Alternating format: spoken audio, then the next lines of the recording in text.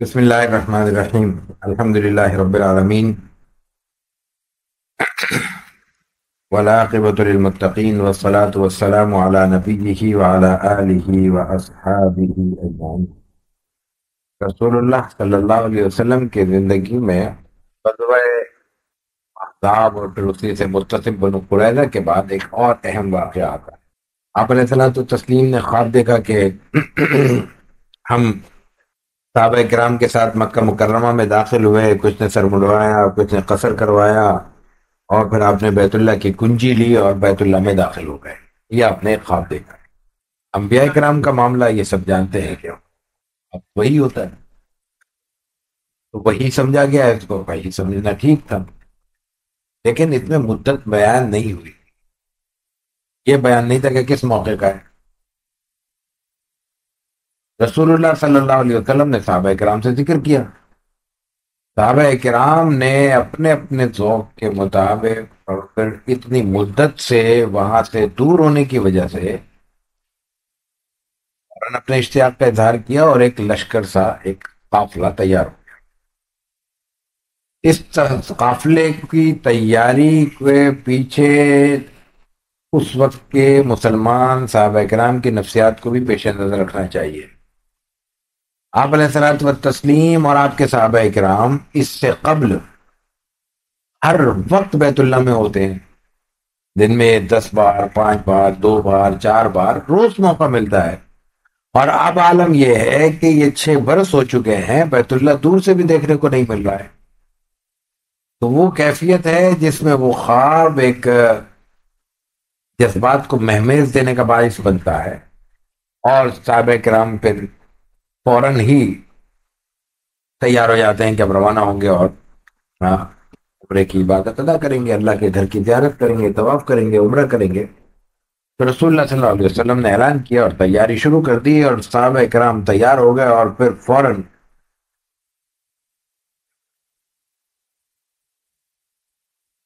یہ قافلہ روانہ ہو گیا۔ آپ علیہ الصلوۃ والتسلیم نے اس موقع پر قبائل کو بھی دعوت دے دی، تو کچھ قبائل آئے، کچھ نہیں آئے، لیکن کافی بڑا ایک قافلہ تیار ہوا۔ مدینہ طیبہ میں آپ نے اس موقع پر بھی عبداللہ ابن ام مکتوم رضی اللہ تعالی عنہ کو اپنے ہاں چھوڑا ہے۔ یکم ذیقعد کے دن آپ یہاں سے روانہ ہوئے ہیں 6 ہجری میں۔ مسلمانوں کی تعداد کے حوالے سے عام طور پر 1400 کا قول آتا ہے، 1600 کا بھی آتا ہے، دوسرے اقوال بھی ہیں۔ آپ علیہ الصلوۃ والتسلیم روانہ ہوتے ہوئے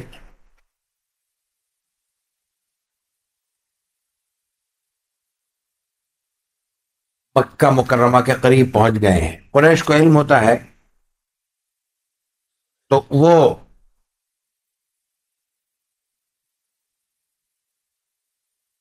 تیاری شروع کر دیتے ہیں، اور نہ صرف تیاری شروع کرتے ہیں بلکہ رسول اللہ صلی اللہ علیہ وسلم کے قافلے کی لمحہ بلمحہ رپورٹنگ شروع کر دیتے ہیں۔ اور اس کے لیے انہوں نے طریقہ کار کیا اختیار کیا، یہ یہاں اس موقع پر بیان ہوا ہے۔ اندازہ ہوتا ہے کہ یہ ان کا پرانا طریقہ کار تھا۔ انہوں نے 10 بندے متعین کیے اور ان کو بڑی دور دور پہاڑوں کی چوٹیوں پر متعین کر دیا، اور ان چوٹیوں پہ ان افراد کو یہ کہا گیا کہ ذرا سی کوئی حرکت دکھائی دے دوسرے کو بتائیں، دوسرا تیسرے کو، تیسرا چوتھے کو۔ فاصلہ اتنا رکھا کہ ایک کے بندے کی آواز دوسرے تک پہنچ سکے۔ اب صحرا ہو یا پہاڑی علاقہ ہو، اور پھر اس میں بلندی ہو اور اس میں سناٹا ہو اور خاموشی ہو، تو آواز بہت دور تک گونجتی ہے، بہت دور تک جاتی ہے۔ تو یہ کوئی 10 5 گز کے فاصلے پر نہیں تھی، تو کلومیٹرز کے فاصلے پر بیٹھے ہوئے ہوں گے۔ اور پھر بندے بھی ایسے ہی متعین کیے ہوئے ہوں گے جو بہت بلند آہنگ ہوں گے، جن کی آواز بلند ہوگی۔ اس مقصد کے لیے ظاہر ہے کہ باریک آواز والا، چھوٹی آواز والا تو نہیں بٹھایا جائے گا۔ تو اس کا نتیجہ یہ ہوتا کہ لمحوں میں ان کو علم ہو جاتا تھا، اور پھر جب قافلہ نکلا ہوگا تو ان کو علم ہو گیا ہوگا کہ بھئی قافلہ نکل چکا ہے۔ بہرحال آپ علیہ الصلوۃ والتسلیم نے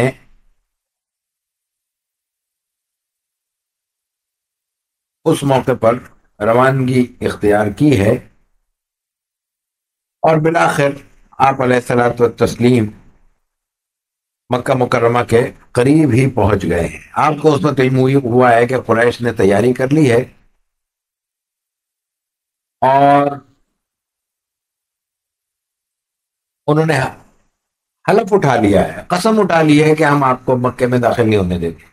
آپ علیہ الصلوۃ والتسلیم کا علم ہوا، آپ حدیبیہ کی طرف سے اندر داخل ہو رہے تھے، یہی آپ کا راستہ تھا عام طور پہ داخل ہونے کا، یعنی اس کے بعد آپ فتح مکہ کے موقع پر بھی اور حجۃ الوداع کے موقع پر بھی یہیں سے تشریف لے گئے۔ تو آپ علیہ الصلوۃ والتسلیم نے اس راستہ بھی تبدیل کیا ہے۔ یہ راستہ تبدیل کرنا خود اس بات کی دلیل ہے کہ آپ ٹکراؤ نہیں چاہتے تھے۔ خالد بن ولید مسلمان نہیں ہوئے تھے تو ان کا ایک پورا گروہ، ایک یعنی چھوٹا سا دستہ، علم ہوا کہ وہ راستہ روکنے کے لیے کھڑا ہے،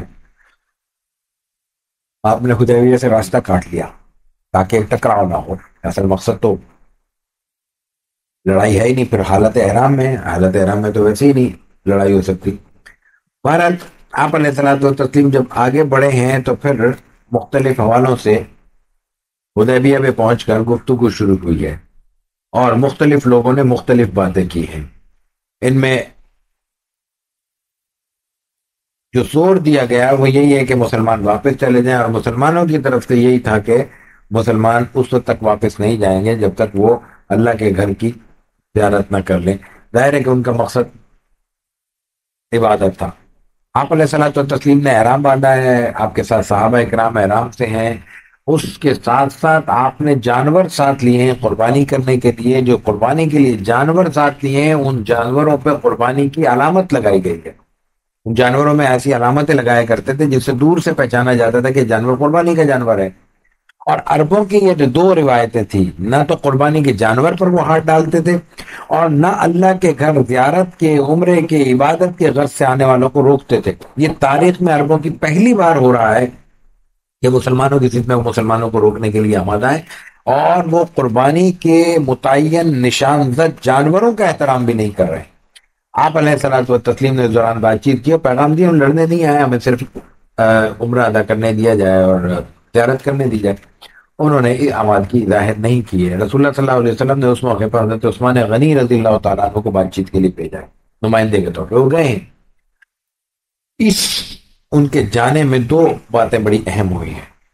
ایک تو یہ کہ جب وہ گئے ہیں تو آپ کے نمائندے بن کے گئے ہیں، وہاں انہوں نے اسی حیثیت میں ان کو قبول کیا ہے، لیکن ان کے ساتھ اعزاز و اکرام، ظاہر ہے کہ ایک دوسرے کو جانتے تھے، سب مکے والے تھے، قبائل تھے، رشتہ داریاں تھی، دوست تھے، ناتے تھے۔ انہوں نے کہا کہ آپ آ گئے ہیں تو آپ چاہیں تو طواف کر لیں۔ حضرت عثمان غنی رضی اللہ تعالیٰ عنہ نے کہا میں طواف کرنے نہیں آیا، طواف کروں گا تو رسول اللہ صلی اللہ علیہ وسلم کے ساتھ کروں گا، میں ان کا نمائندہ بن کے آیا ہوں، بات چیت کرنی ہے تو کر لو۔ انہوں نے طواف نہیں کیا۔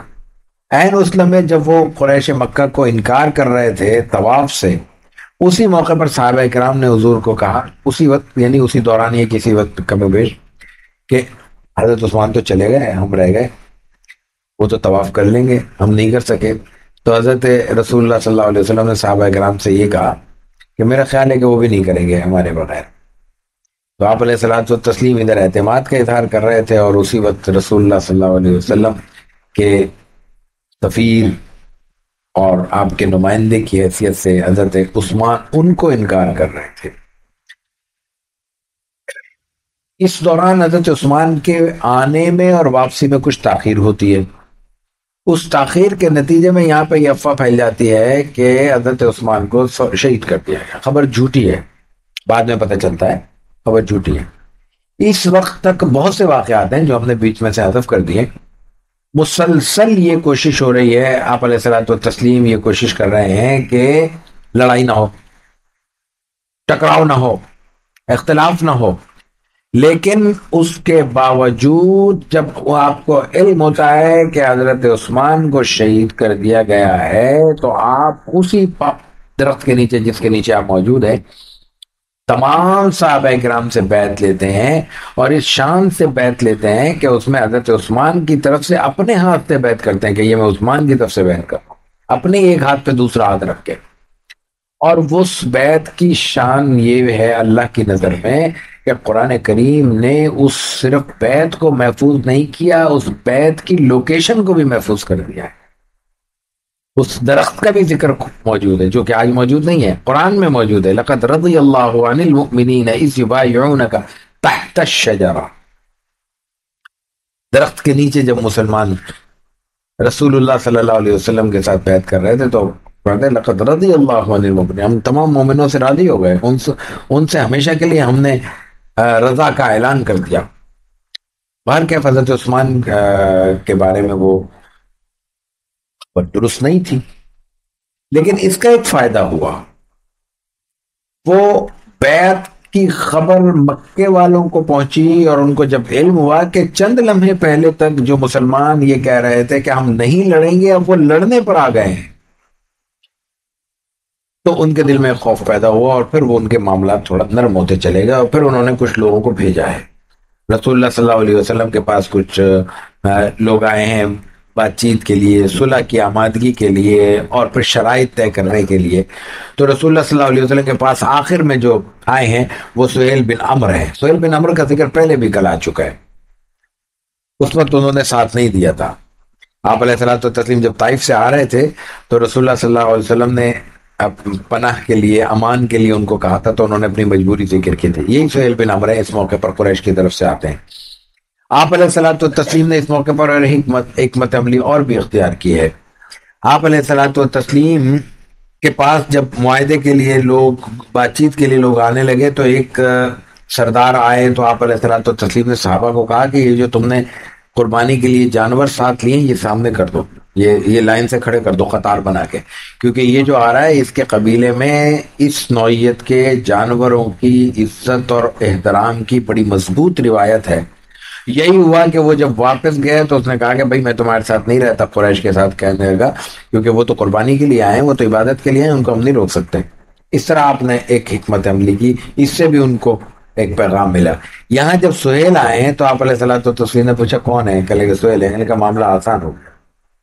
یہ وہی بات ہے جو میں پہلے عرض کر چکا ہوں، خاص طور سے سفر ہجرت کے موقع پر بھی، کہ رسول اللہ صلی اللہ علیہ وسلم امید پیدا کرتے تھے، نا امیدی نہیں پیدا کرتے تھے۔ تو شگون اچھا ہوتا تو لیتے تھے، بدشگونی نہیں کرتے تھے۔ بدشگونی نا امیدی ہے، اچھا شگون لینا، نیک فال لینا، یہ امید پیدا کرنا ہے۔ تو اچھی چیز آپ کرتے تھے اور نا امیدی سے پرہیز کرتے تھے، تو جب یہ آئے ہیں تو آپ نے ایک اچھا شگون لیا ہے۔ اس کے بعد بات چیت شروع ہوئی ہے، بالآخر معاہدے کی شرائط پر تحریر شروع ہو گئی ہے۔ اب دیکھیے تحریر میں رکاوٹیں آتی ہیں۔ رسول اللہ صلی اللہ علیہ وسلم کہتے ہیں بالآخر شرط ہونے کے بعد کہ لکھو، حضرت علی لکھتے ہیں، حضرت علی اس معاہدے کے کاتب ہیں رضی اللہ تعالیٰ عنہ۔ آپ کہتے ہیں بسم اللہ الرحمن الرحیم، وہ روک دیتے ہیں بسم اللہ الرحمن الرحیم ہم نہیں جانتے، ہم تو نہیں جانتے بسم اللہ الرحمن، ہم تو بسم اللہ اللہم جانتے ہیں، وہ لکھیں۔ اب یہ رکاوٹ ہے، اور جن لوگوں کو معاہدے کرنے، اس طرح کی بات چیت میں بیٹھنے اور ایگریمنٹس وغیرہ کا اتفاق ہے، وہ جانتے ہیں کہ چھوٹی چھوٹی باتوں پہ اختلاف ہو جاتا ہے، اور بڑی بڑی گفتگو اور ڈبیٹ اور بڑے بڑے معاہدے ختم ہو جاتے ہیں ذرا سی دن پہ۔ آپ علیہ الصلوۃ والتسلیم کہتے ہیں چھوڑ رک جاؤ، یعنی وہ اٹک رہے ہیں، آپ وہاں اس اٹک کو ختم کر اٹک کر۔ اچھا بھائی بسم اللہ الرحمن الرحیم پہ اختلاف ہے، بسم اللہ علیکم ہے تو اللہ ہی کا نام نا، آپ نے لکھوا دی۔ اس کے بعد پھر آپ نے لکھوانا شروع کیا کہ من محمد رسول اللہ۔ رسول اللہ تو نہیں مانتے، اگر آپ رسول اللہ مانتے ہیں تو پھر ہمارا اور آپ کا اختلاف کیا ہے؟ جھگڑا تو اسی لفظ پر ہے۔ آپ نے کہا چلو عبداللہ لکھ دو، بن محمد عبداللہ، محمد بن عبداللہ۔ آپ علیہ الصلوۃ والتسلیم نے وہ بات بھی لکھوا دی۔ اس موقع پر حضرت علی نے انکار کیا ہے، لکھ کے میں تو نہیں مٹاؤں گا یہ لوگ۔ رسول اللہ صلی اللہ علیہ وسلم نے اپنے ہاتھ سے اس کو صاف کر دیا۔ تو جب کوئی مقصد ہو، جب کوئی بڑی منزل سامنے ہو، تو یہ چھوٹی موٹی چیزوں کو نظر انداز کیا جاتا ہے۔ یہ آپ علیہ الصلوۃ والتسلیم کی سنت ہے۔ شرائط جو تھی وہ سب کی سب دیکھا جائے تو مسلمانوں کے خلاف تھی۔ پہلی شرط یہ تھی کہ 10 سال فریقین کے درمیان جنگ بندی ہوگی، کوئی دوسرے پر حملہ نہیں کرے گا، یہ تو ایک مفید شرط تھی۔ نہ کوئی ہتھیار اٹھائے گا، نہ خیانت کرے گا۔ دوسری شرط یہ تھی کہ مسلمان اس سال عمرہ کیے بغیر واپس جائیں گے، اگلے سال آ کے عمرہ کریں گے، ٹھیک ہے، اور اگلی بار بھی بغیر اسلحے کے آئیں گے، صرف 3 دن قیام کریں گے، صرف عمرہ کریں گے، واپس چلے جائیں گے، ٹھیک ہے۔ تیسری چیز یہ تھی کہ قریش کا کوئی فرد اپنے آقا اور ولی کی اجازت کے بغیر بھاگ کر مدینے آئے گا تو وہ واپس کیا جائے گا، ہاں وہ مسلمان ہو کر آئے۔ اور اگر مدینے سے کوئی اپنے رضامندی کے بغیر رسول اللہ صلی اللہ علیہ وسلم سے بھاگ کر مکے آئے گا، اس کو واپس نہیں کیا جائے گا۔ عرب قبائل کو اختیار ہے کہ وہ جس کے ساتھ چاہے معاہدہ کر لیں، مکے والوں کے ساتھ ہو جائے، مسلمانوں کے ساتھ ہو جائے، اختیار ہے۔ جو مسلمان پہلے سے مکے میں مقیم ہے ان میں سے کسی کو ساتھ نہیں لے جا سکتے، لیکن جو مسلمانوں میں سے کوئی مکے میں رہنا چاہے تو رکنا چاہے، یہ 1400 میں سے کوئی رکنا چاہے تو روک لے۔ یہ معاہدہ مسلمانوں کی طرف سے حضرت ابوبکر صدیق، عمر بن خطاب، عبد الرحمن بن عوف وغیرہ نے ان میں دستخط کیے۔ حضرت علی تو خود لکھنے والے تھے، باقی ان کی طرف سے کچھ لوگوں نے دستخط کیے۔ حضرت عمر اس پہ بہت زیادہ مضطرب ہوتے ہیں اور حضرت ابوبکر کے پاس بھی جاتے ہیں۔ حضرت ابوبکر بھی کہتے کچھ نہیں ہے، لیکن ان کے جملے سے اندازہ ہوتا ہے، وہ کہتے ہیں جا کے ان سے پوچھو۔ آپ صلی اللہ علیہ وسلم کی طرف اشارہ کرتے ہیں ادھر پوچھو جا کے، یعنی ایسا غیر معمولی معاہدہ ہے کہ مسلمان اس کو ہضم ہی نہیں کر سکتے۔ اور پھر اس کے ساتھ ساتھ اہم بات یہ ہے کہ معاہدہ ختم ہو، معاہدہ ہو چکا، تو معاہدہ ہونے کا مطلب یہ ہے کہ اب واپس جانا ہے۔ واپس جانے کا مطلب ہے کہ احرام کھولنا ہے، احرام کھولنے کے لیے قربانی کرنا ضروری ہے، ورنہ تو احرام نہیں کھل سکتا، عمرہ تو نہیں ادا ہوگا۔ آپ علیہ السلام تو تسلیم کہتے ہیں کہ قربانی کرو، احرام کھول دو، ایک شخص بھی قربانی کے لیے یا بال منڈانے کے لیے نہیں کھڑا ہوتا۔ یہ صحابہ کرام ہیں، آپ کے جانثار ہیں۔ یہ وہ صحابہ کرام ہیں جن کے بارے میں یہی جو حضرات آ رہے ہیں مکے والوں کی طرف سے نمائندے بن کے، انہی کا کہنا یہ ہے کہ یہ تو غیر معمولی قوم ہے، اس کی تو عقیدت آپ علیہ السلام تسلیم سے ایسی ہے کہ دنیا میں نہیں دیکھی۔ آپ وضو کرتے تو آپ کا استعمال شدہ پانی نیچے نہیں گرنے دیتے یہ لوگ۔ یہی جانثار ہیں کہ آپ علیہ السلام تسلیم کہتے ہیں کہ قربانی کرو، بال منڈواؤ، احرام کھولو، تو بات نہیں مانتے، کھڑے نہیں ہوتے۔ وجہ کیا ہے؟ وجہ وہ شوق ہے جو ان کو لگا ہے، مطلب وہ ذہنی طور پر مفلوج ہو گئے ہیں، اس میں فیصلہ کرنے کی صلاحیت نہیں رہی۔ یہ اصل چیز ہے سمجھنے کی کہ کر دیں صحابہ کرام کے شان میں گستاخی، کہہ دیں کہ انہوں نے حکم عدولی کی ہے، کوئی کہہ سکتا ہے؟ نہیں۔ اور آگے پتہ بھی چل رہا ہے، آگے واقعے کی تفصیل میں علم بھی ہو رہا ہے کہ حکم عدولی نہیں۔ تو بظاہر کسی موقع پر کسی شخصیت کی طرف سے کوئی ایسی بات محسوس ہو رہی ہو جو امر واقعی کے خلاف ہو یا عام روایت کے یا عام مزاج کے خلاف ہو، تو فوری طور پہ فیصلے نہیں صادر کیے جاتے، اس کا ماضی دیکھا جاتا ہے، اس کا رویہ دیکھا جاتا ہے، اس کی پوری زندگی پر نظر کی جاتی ہے کہ کوئی وجہ ہوگی جس کی وجہ سے یہ بات پیش آ رہی ہے، یا یہ بات ثابت بھی ہے یا نہیں ثابت۔ ہوا کیا تھا کہ یہ بات اتنی غیر معمولی تھی کہ ان کے ذہن فوری طور پر فیصلہ نہیں کر پائے۔ آپ علیہ الصلوۃ والتسلیم کو ظاہر ہے کہ فوری طور پہ ایک دکھ اور رنج کی کیفیت محسوس ہوئی ہے۔ اب انہوں نے اپنے زوجہ محترمہ جو آپ کے ساتھ ہیں حضرت ام سلمہ سے ذکر کیا۔ ام سلمہ کہتی ہیں کہ کوئی ایسی بات نہیں ہے، آپ ایسا کریں، حکم نہ دیں، کسی کو بلا کے اپنے بال کٹوا دیں۔ یہ حکمت عملی ہے، یہ ذہانت ہے، یہ معاملہ فہمی ہے، یہ معاملے کو حل کرنے کی صلاحیت ہے۔ آپ صلی اللہ علیہ وسلم نے بلایا ایک صحابے کو، بال کٹوائے۔ جیسے ہی آپ نے بال کٹوانے شروع کیے تو صحابہ کرام کے بارے میں آتا ہے کہ وہ ایک دوسرے پر سبقت لے جانے کے لیے اتنی اجلت کرنے لگے کہ لگا کہ ایک دوسرے پر گر پڑ رہے ہیں کہ پہلے میرے، پہلے میرے، پہلے میرے، پہلے میں اس سنت کو عمل کروں گا، پہلے میں اس سنت پہ عمل کروں گا۔ وہ جو جھٹکا تھا ذہن کا، اس جھٹکے نے اس شاک سے اس کو نکال دیا ان کو، وہ جو شاکنگ وہ ان کا مائنڈ بنا تھا، اس سے اس جھٹکے نے نکال دیا۔ یہی ہوتا ہے عملی زندگی میں بھی۔ تو رسول اللہ صلی اللہ علیہ وسلم نے اس وقت قربانی کی اور آپ اس سے واپس آ گئے ہیں، اور اس موقع پر آپ علیہ الصلوۃ والتسلیم پہ سورہ فتح کا نزول ہوا ہے۔ آپ دوبارہ ذہن میں رکھیے اس میں خام میں کیا ہے۔ آپ علیہ الصلوۃ والتسلیم عمرہ کر رہے ہیں، بال کٹوا رہے ہیں، اور بیت اللہ کی چابی لے کر بیت اللہ میں داخل ہو رہے ہیں۔ یہ در حقیقت اس موقع کا تھا ہی نہیں، یہ خواب تو فتح مکہ کی بشارت تھی۔ اسی لیے قرآن حکیم میں انا فتحنا لک فتحا مبینا کہا گیا ہے۔ ایک کھلی فتح ہے، واضح فتح، یہ تو فتح مکہ ہی ہو سکتی ہے۔ دوسرے اس کو بھی فتح کہہ سکتے ہیں، یہ صلح حدیبیہ کا واقعہ بھی ایک فتح ہے۔ کیسے؟ اس کے جو مختلف اثرات ہوئے ہیں، میں سب سے اہم بات یہ کہ اب تک مکے والے مسلمانوں کو ایک قوت نہیں مانتے تھے، کہتے تھے ہمارے باغی گئی ہیں، بھاگے ہوئے ہیں، یہ مفرور ہیں۔ اب وہ باقاعدہ معاہدے کے ذریعے ایک فریق ماننے پر مجبور ہو گئے ہیں، تو مسلمانوں کی سیاسی حیثیت کو تسلیم کر لیا گیا پہلی بار۔ اس کے علاوہ اہم ترین بات یہ ہے کہ اس وقت تک بنو قینقاع، بنو قریظہ، بنو نذیر تینوں مکے سے نکل چکے، 4 برس 5 برس کے اندر اندر، اور سب جا کے اکٹھے ہو گئے ہیں خیبر میں، یہودی ہیں اور پٹے ہوئے ہیں، یعنی زخمی ہے نا، زخمی دشمن زیادہ خطرناک ہوتا ہے. تو ان کی اس قوت کے ساتھ جو ان کو موجود ہے، وہ ایک پورا پہاڑ گرم ہو چکا ہے مسلمانوں پر، وہ کسی وقت بھی حملہ آور ہو سکتے ہیں یا بڑی سازش کر کے مسلمانوں کو نقصان پہنچا سکتے ہیں. دوسری جانب مکے والے ہیں.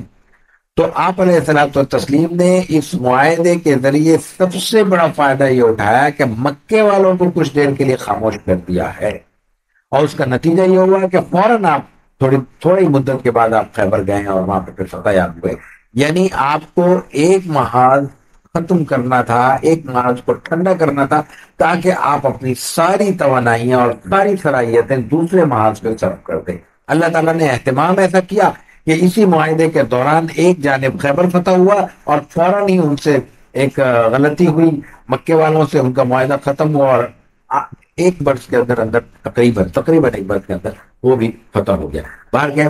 اس کے بعد آپ علیہ الصلوۃ والتسلیم واپس تشریف لائے ہیں، اور واپس تشریف لانے کے بعد آپ علیہ الصلوۃ والتسلیم نے فوراً تھوڑا سا جو موقع ملا ہے اس میں ایک اہم اقدام اور کیا ہے. اس اقدام کو ہم کہتے ہیں دعوت سلاطین کو دعوت اسلام. رسول اکرم صلی اللہ علیہ وسلم کی پوری زندگی میں جو دوسرے اقوام اور ملتوں اور قبائل کو اللہ کا پیغام پہنچانے کی تگو تو ہے، وہ سب چیزوں پہ حاوی نظر آتی ہے. دعوت کے جو پہلو ہے، جب صلح حدیبیہ ہو جاتی ہے تو خیبر تو ایک طرف ہو جاتا ہے نا، مکے سے مدینے سے لے کر طائف تک اور اس کے اوپر یمن تک، اور پورا علاقہ ایسا ہے جو آپ کے سامنے کھلا ہے اس وقت. اس وقت آپ علیہ السلام و تسلیم نے مختلف اقوام کو دعوت اسلام دینے کا سلسلہ شروع کیا اور خطوط تحریر کیے. اس پورے دورانی کو چھٹی صدی سن نبوی سن ہجری سے یہ آپ کا جو سلسلہ شروع ہوا، اس میں آپ کے بہت سے خطوط ہیں جو محفوظ ہیں اور جن کی تفصیلات ہمیں تاریخ میں ملتی ہیں. اسی موقع پر آپ نے جب خط لکھنے شروع کیے، صحابہ کرام کو بلایا ہے، ان کو ذکر کیا، ان کو دعوت دی، خطبہ پیش کیا اور کہا ہے کہ اللہ نے مجھے رحمت بنا کر تمام عالم کے لیے بھیجا ہے، اور حضرت عیسیٰ کے حواریوں کی طرف مجھ سے اختلاف نہ کرنا، اور میرا یہ پیغام لو اور پوری دنیا میں پھیل جاؤ جہاں جہاں جا سکتے ہو.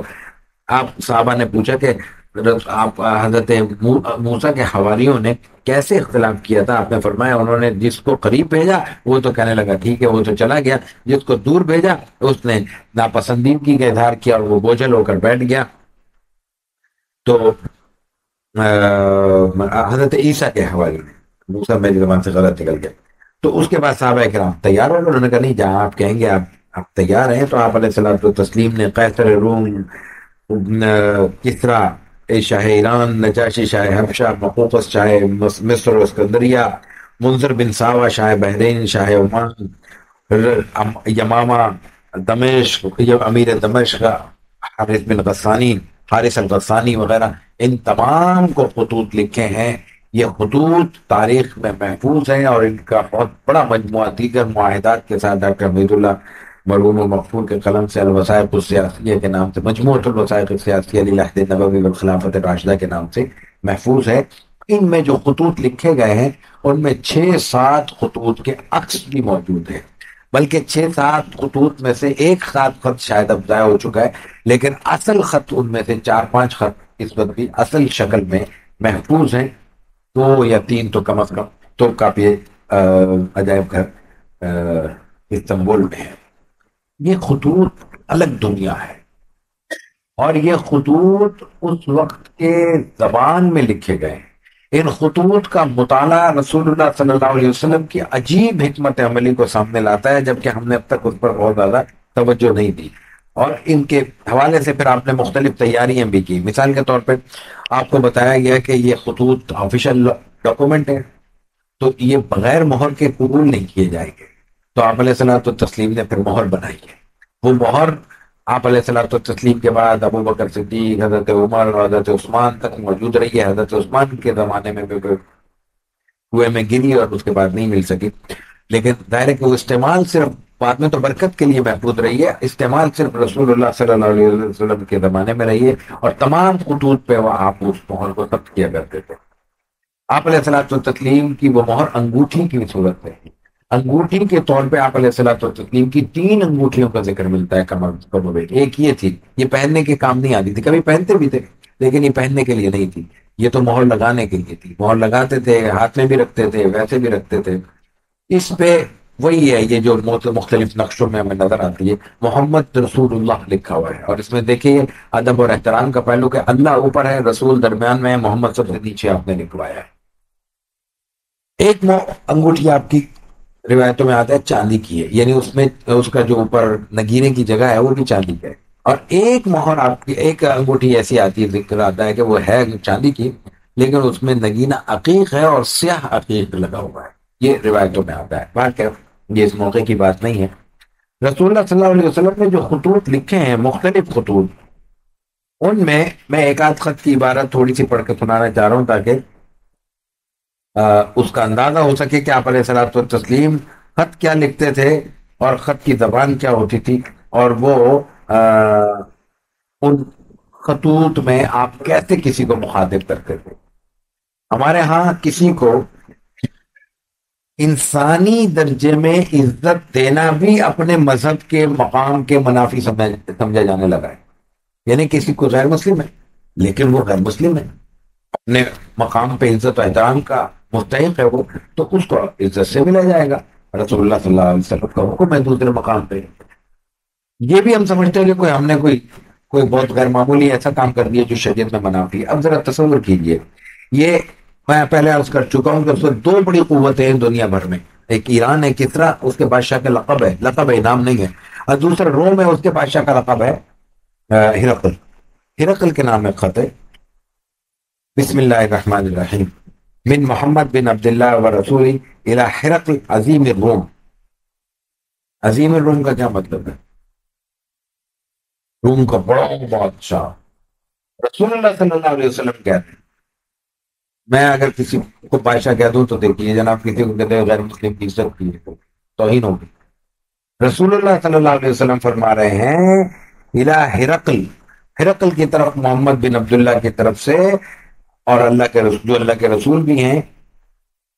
ہرقل عظیم الروم، روم کے عظیم بادشاہ کی طرف سے. لیکن اس کے بعد کیا کہتے ہیں؟ سلام علی من اتبع الہدی، سلام صرف اس کے لیے جو اللہ کی ہدایت کی اتباع کرے گا. اما بعد، اب خود میں دیکھیں، لمبے چوڑی گفتگو کی ضرورت نہیں ہے، لمبے چوڑے لفاظی کی ضرورت نہیں ہے، مختصر ٹو دی پوائنٹ. اما بعد فإنی ادعوک بدعایۃ الاسلام، تم اسلام کی دعوت دیتا ہوں. اسلم تسلم، اسلام لے آؤ، ہمیشہ کے لیے تم سلامتی پا جاؤ گے. 2 جملے ہیں، 2000 صفحے کا مواد اس میں موجود ہے. یؤتک اللہ اجرک مرتین، تم اگر اسلام لے آئے تو تمہیں اللہ دوہرا اجر دے گا. کیوں دوہرا دے گا؟ تم ایمان لاؤ گے تو ہماری قوم بھی ایمان لے آئے گی، تمہاری رعایا بھی ایمان لے آئے گی، تو کا ایمان لانا بھی تمہارے حصے میں جائے گا. اور اگر تم ایمان نہیں لائے تو اس کا بھی گناہ تم پر آئے گا. یہ خطوط تھے آپ علیہ الصلوۃ والتسلیم نے ارشاد فرمائے، عطا فرمائے. ان کے لیے سفیر متعین کیے گئے ہیں، نمائندے متعین کیے گئے ہیں.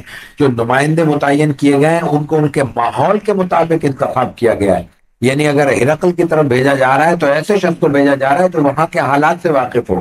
بعض اوقات یہ بھی ہوا ہے کہ ایسے حضرات کا انتخاب کیا گیا ہے جو ان زبانوں سے واقف ہو جہاں پہ جا رہے ہیں، جو زبانیں بولیاں بولی جا رہی ہیں یا لہجے کا فرق ہے. تو ایسے حضرات کو بھیجا جا رہا ہے جو وہاں کی سیاست سے واقف ہوں، زبان سے واقف ہوں، کلچر سے واقف ہوں، یا ان لوگوں سے یا ان کے قوم سے یا ان کے ماحول میں ایسے لوگوں سے واقف ہوں جن سے ان کی کوئی تعلق ہو، جو حکومتوں کی سطح پر اس معاملے میں اثر انداز ہو کر.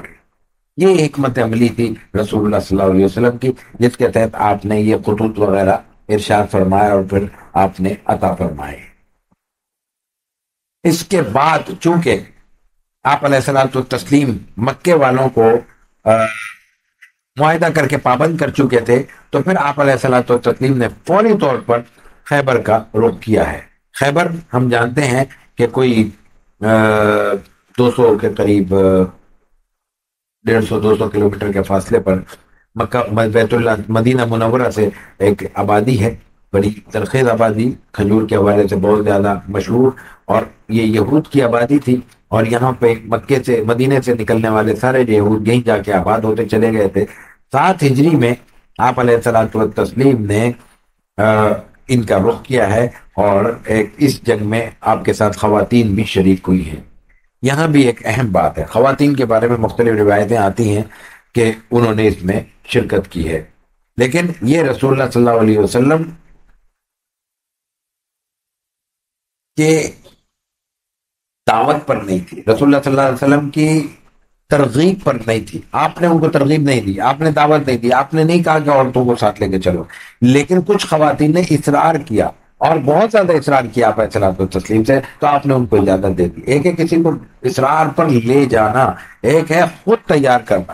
اصرار پر بھی جو اجازت دی وہ بھی بڑی کنڈیشنل تھی، یعنی اس کے ساتھ یہ شرط تھی کہ وہ جنگ میں نہیں، میدان میں مردوں کے ساتھ نہیں آئیں گی، بلکہ وہ کچھ سہولتیں وہ فراہم کریں گی جو میدان جنگ سے باہر ہوتی ہیں، مطلب دوا دارو کرنی ہے، تیمارداری کرنی ہے، کوئی کھانا پینا کرنا ہے، کوئی کپڑے لتے کی دھونے دھلانے کی کوئی ذمہ داری ہے، یا وہ چیزیں جو خاموش بیٹھ کر کی جا سکتی ہیں وہ ذمہ داریاں ان خواتین نے کام کریں گے۔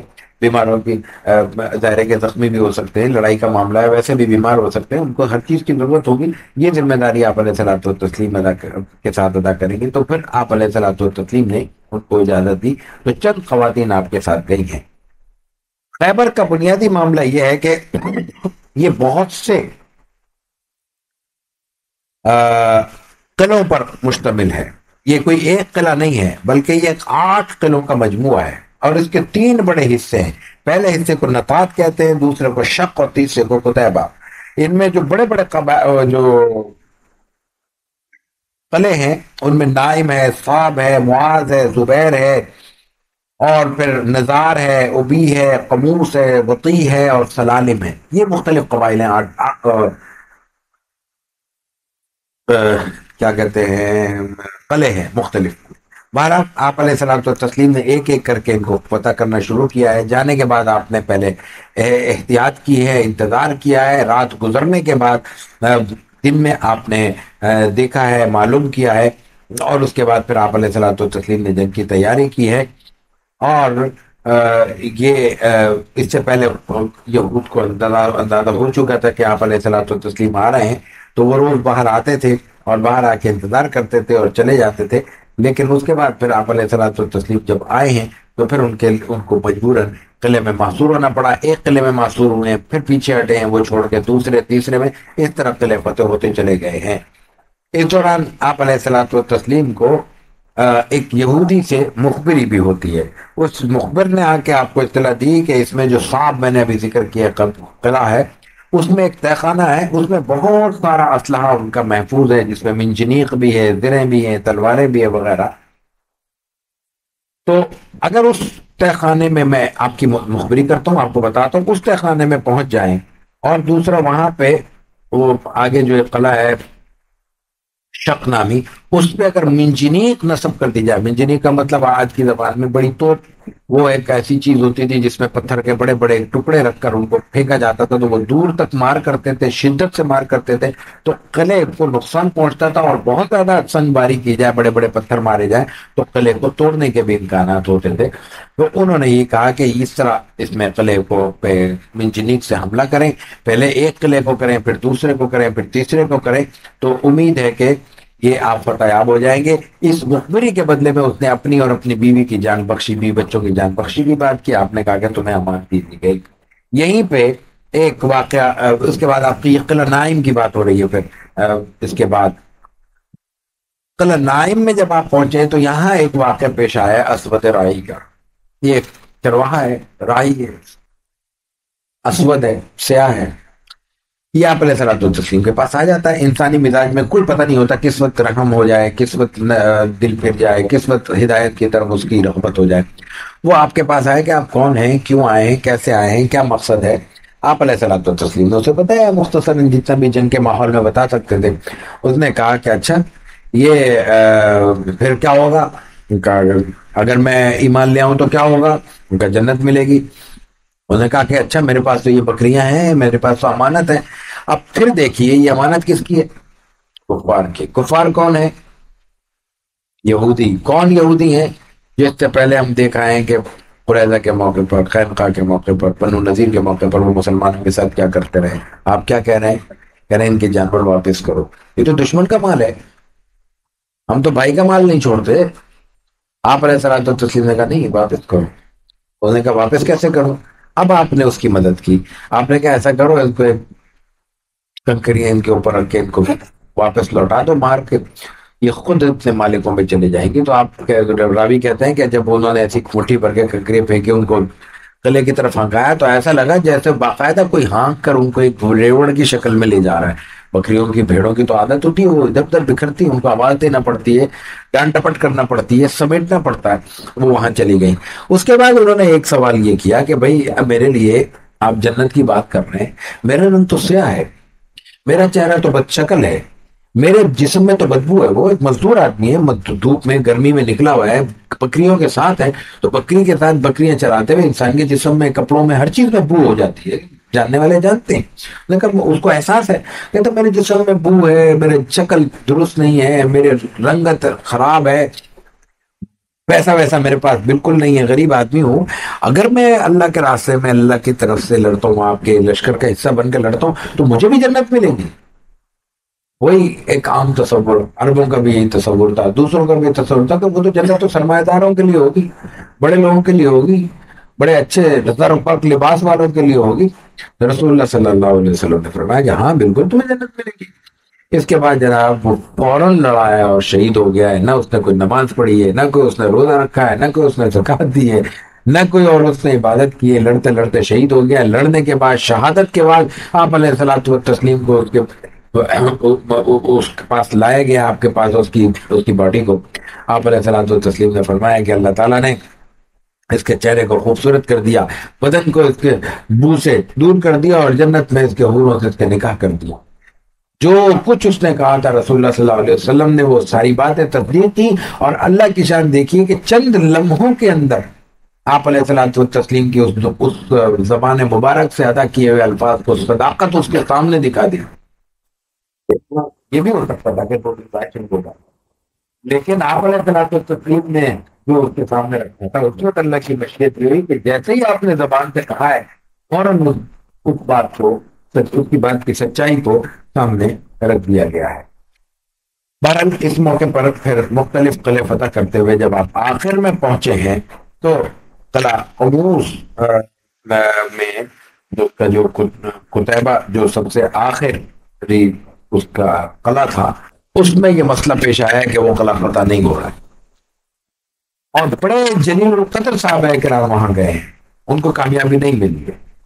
جب سب ناکام ہو گئے ہیں تو حضرت رسول اللہ صلی اللہ علیہ وسلم نے ایک دن اعلان کیا کہ کل میں اپنا علم اس کو دوں گا جو میں وہ لفظ نہیں پڑھنا چاہتا ہوں، کہ جس کے ہاتھ پر اللہ تعالیٰ فتح عنایت فرمائے گا، اور جو اللہ اور اس کے رسول سے محبت رکھتا ہے اور اللہ اور اس کے رسول بھی اسے عزیز رکھتے ہیں۔ ایک تو ہے اللہ رسول سے محبت رکھتا ہے، کون مسلمان ہے جو کہے گا میں اللہ رسول سے محبت نہیں رکھتا، لیکن اللہ بھی رکھتا ہے، اس کی گواہی تو کوئی نہیں دے سکتا سوائے اس کے کہ اللہ کو جان کر دے۔ رسول بھی اس کو عزیز رکھتے ہیں، یہ تو کوئی نہیں کہہ سکتا سوائے اس کے کہ رسول اللہ صلی اللہ علیہ وسلم خود بیان کر دیں۔ یہاں ذات رسالت مآب علیہ الصلوۃ والتسلیم نے حضرت علی اور مرتضیٰ رضی اللہ تعالیٰ عنہ کے لیے دونوں باتوں کی تصدیق فرمائی کہ وہ بھی اللہ اور رسول سے محبت رکھتے ہیں اور اللہ اور رسول بھی اس کو عزیز رکھتے ہیں۔ آپ نے کہا کہ میں اس کو دوں گا، سب کچھ دوں گا، لیکن ان کو صدیق خواہش تھی کہ شاید ہمیں ملے، شاید ہمیں ملے۔ اگلا روز ہوا تو آپ نے کہا کہ علی کہاں ہے؟ حضرت علی بیمار ہے۔ حضرت علی کو بھی آج کل ہمارے یہاں پہلے ہوئے آشوب چٹ میں آپ نے بلایا، ان کو دعا میں دہن لگایا، دعا کی درست ہو گئی، اور اس کے بعد ان کو اللہ دیا اور کہا کہ آج جاؤ، آج تم ہمارے امیر لشکر کے امیر ہو، جس کے سربراہی کرتے ہوئے جا رہے ہو۔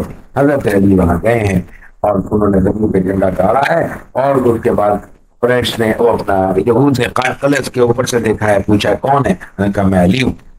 انہوں نے کہا آج ہماری شکست ہے، اس لیے کہ ان کے ہاں تورات میں یہ لکھا ہوا تھا کہ ان کو جو شکست ہوگی وہ اس خلیے کی شخصیت پہ ہوگی، یعنی حضرت علی رضی اللہ تعالیٰ عنہ کی وہاں آمد اور ان کے ہاتھوں یہود کی شکست کا ذکر ان کے بیان کے مطابق تورات میں لکھا ہوا۔ تو اس سے پہلے وہ اس لیے حوصلہ مندی سے لڑتے رہے کہ ان کو تورات پہ یقین تھا، انہوں نے دیکھا کہ جو لڑنے والا ہے اس کے ہاتھوں ہماری شکست لکھی ہوئی نہیں ہے. جب حضرت علی کو دیکھا تو وہ انہوں نے اس شکست کو فوراً قبول کر لیا اور حضرت علی نے ان کو تہس نہس کر دیا اور تھوڑے دیر میں لڑائی کے بعد وہ قلعہ پورے کا پورا حضرت علی کے ہاتھ پر فتح یاب ہو گیا.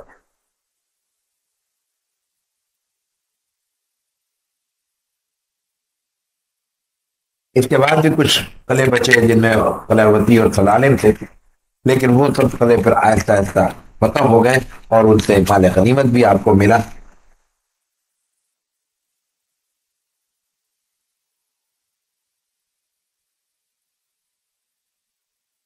اس کے بعد پھر ایک اور اہم بات پیش آئی. وہ علاقہ انتہائی عرض کر چکے ہیں زرخیز. زرخیز ہونے کی وجہ سے وہاں پہ کھجور کی بہت عمدہ فصل پائی جاتی ہے. اب وہ علاقہ سارا مسلمانوں کے ہاتھوں بزور طاقت بزور تلوار فتح ہوا ہے، تو مسلمانوں کا ہے، وہ جو چاہے کرے.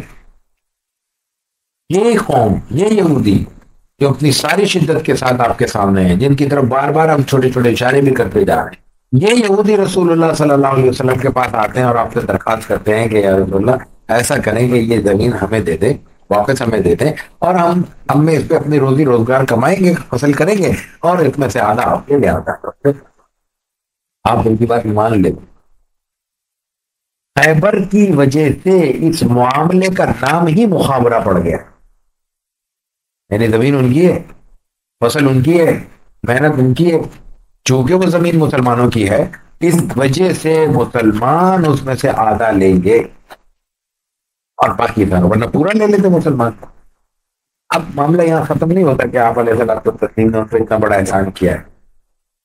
اس کے بعد یہ ہے کہ اب اگلے سال فصل تیار ہوئی، ابھی تو معاہدہ ہوا ہے نا، اب بس فصل اگلے سال ملے گی. انہوں نے نمائندہ اعلان بھیج دیا اپنا پیغام کہ آپ آ جائیں، اپنا بندہ بھیج دیں. آپ نے صحابی رسول صلی اللہ علیہ وسلم کو بھیج دیا، ایک صحابی کو. انہوں نے جا کے آپ نے تلقین کی کہ بڑی ایمانداری سے انصاف سے کرنا. انہوں نے کیا کیا، فصل کا کیا طریقہ ہوگا، بھائی کھجور کا ڈھیر لگا ہوا ہے، آپ نے اس ڈھیر کو دو حصوں میں تقسیم کر دیا. ڈھیر تقسیم کرنے کے بعد آپ نے کہا اس میں سے جو چاہو لے لو، ایک تمہارا ہے ایک ہمارا ہے. آپ طاقتور ہیں، آپ حکمران ہیں، کچھ بھی لے سکتے تھے، آپ پورا لے لیتے، ڈنڈی مار دیتے، پڑتا ہوا لے لیتے.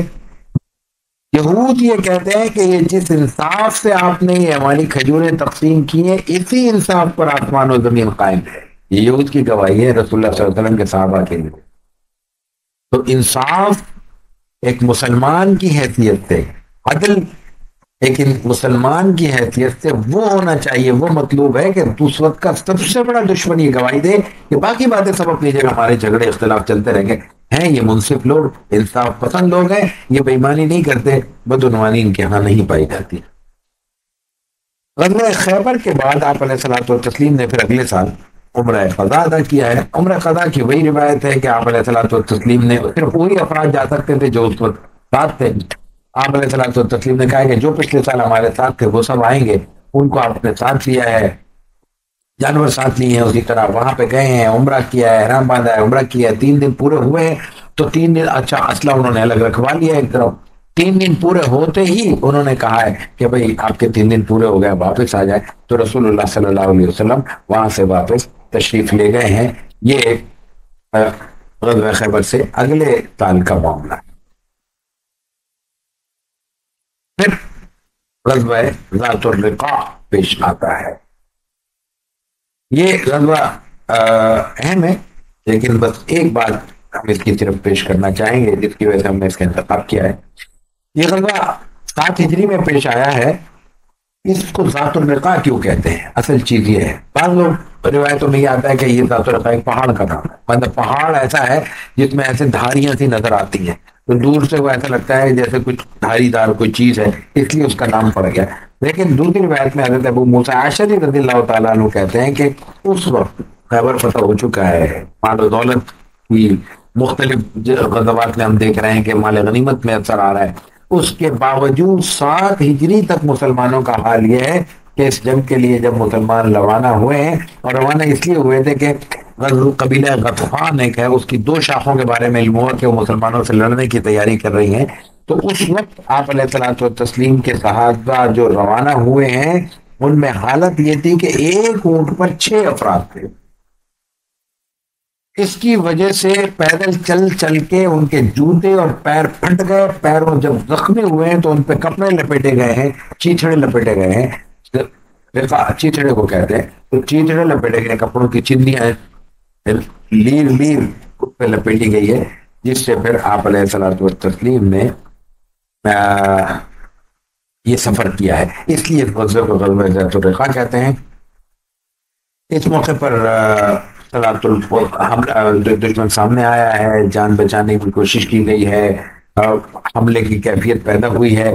اسی موقع پر آپ علیہ الصلوۃ والتسلیم پر صلاۃ الخوف کے احکامات نازل ہوئے ہیں.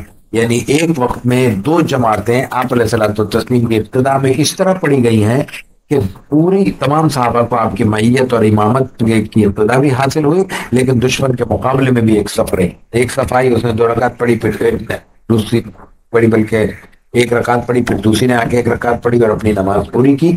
آپ اپنی جگہ کھڑے رہے، لیکن دشمن کے مقابلے میں 2 حصے کر دیے گئے. ایک دشمن کے مقابلے میں تھا اور ایک نماز میں شریک تھا، کہ تاکہ نماز بھی ہو جائے اور دشمن کا مقابلہ بھی ہوتا رہے. یہ ذات الرقاع ہے. ذات الرقاع کے بعد فتح مکہ ہے.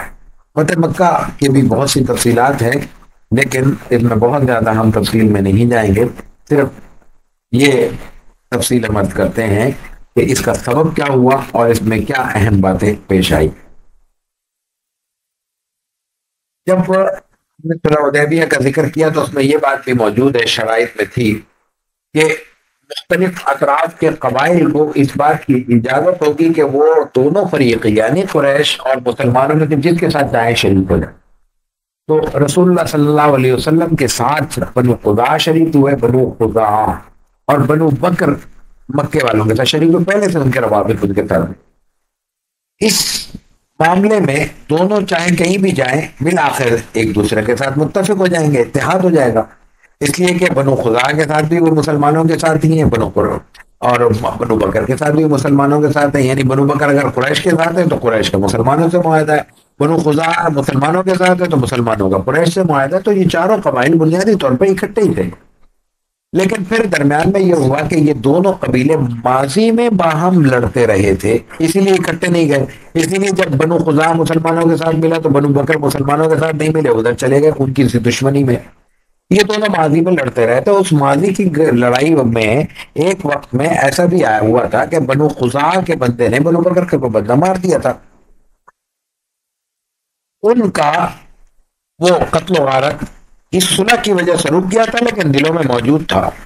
اب بنو بکر نے جب دیکھا کہ معاملہ ٹھنڈا پڑ گیا ہے، پھر ان کے دلوں میں جوش، خون قتل نے جوش مارا. انہوں نے بنو بکر نے بنو خزاعہ کو حملہ کرنے اور سبق سکھانے کا ایک پلان بنایا، منصوبہ تیار کیا.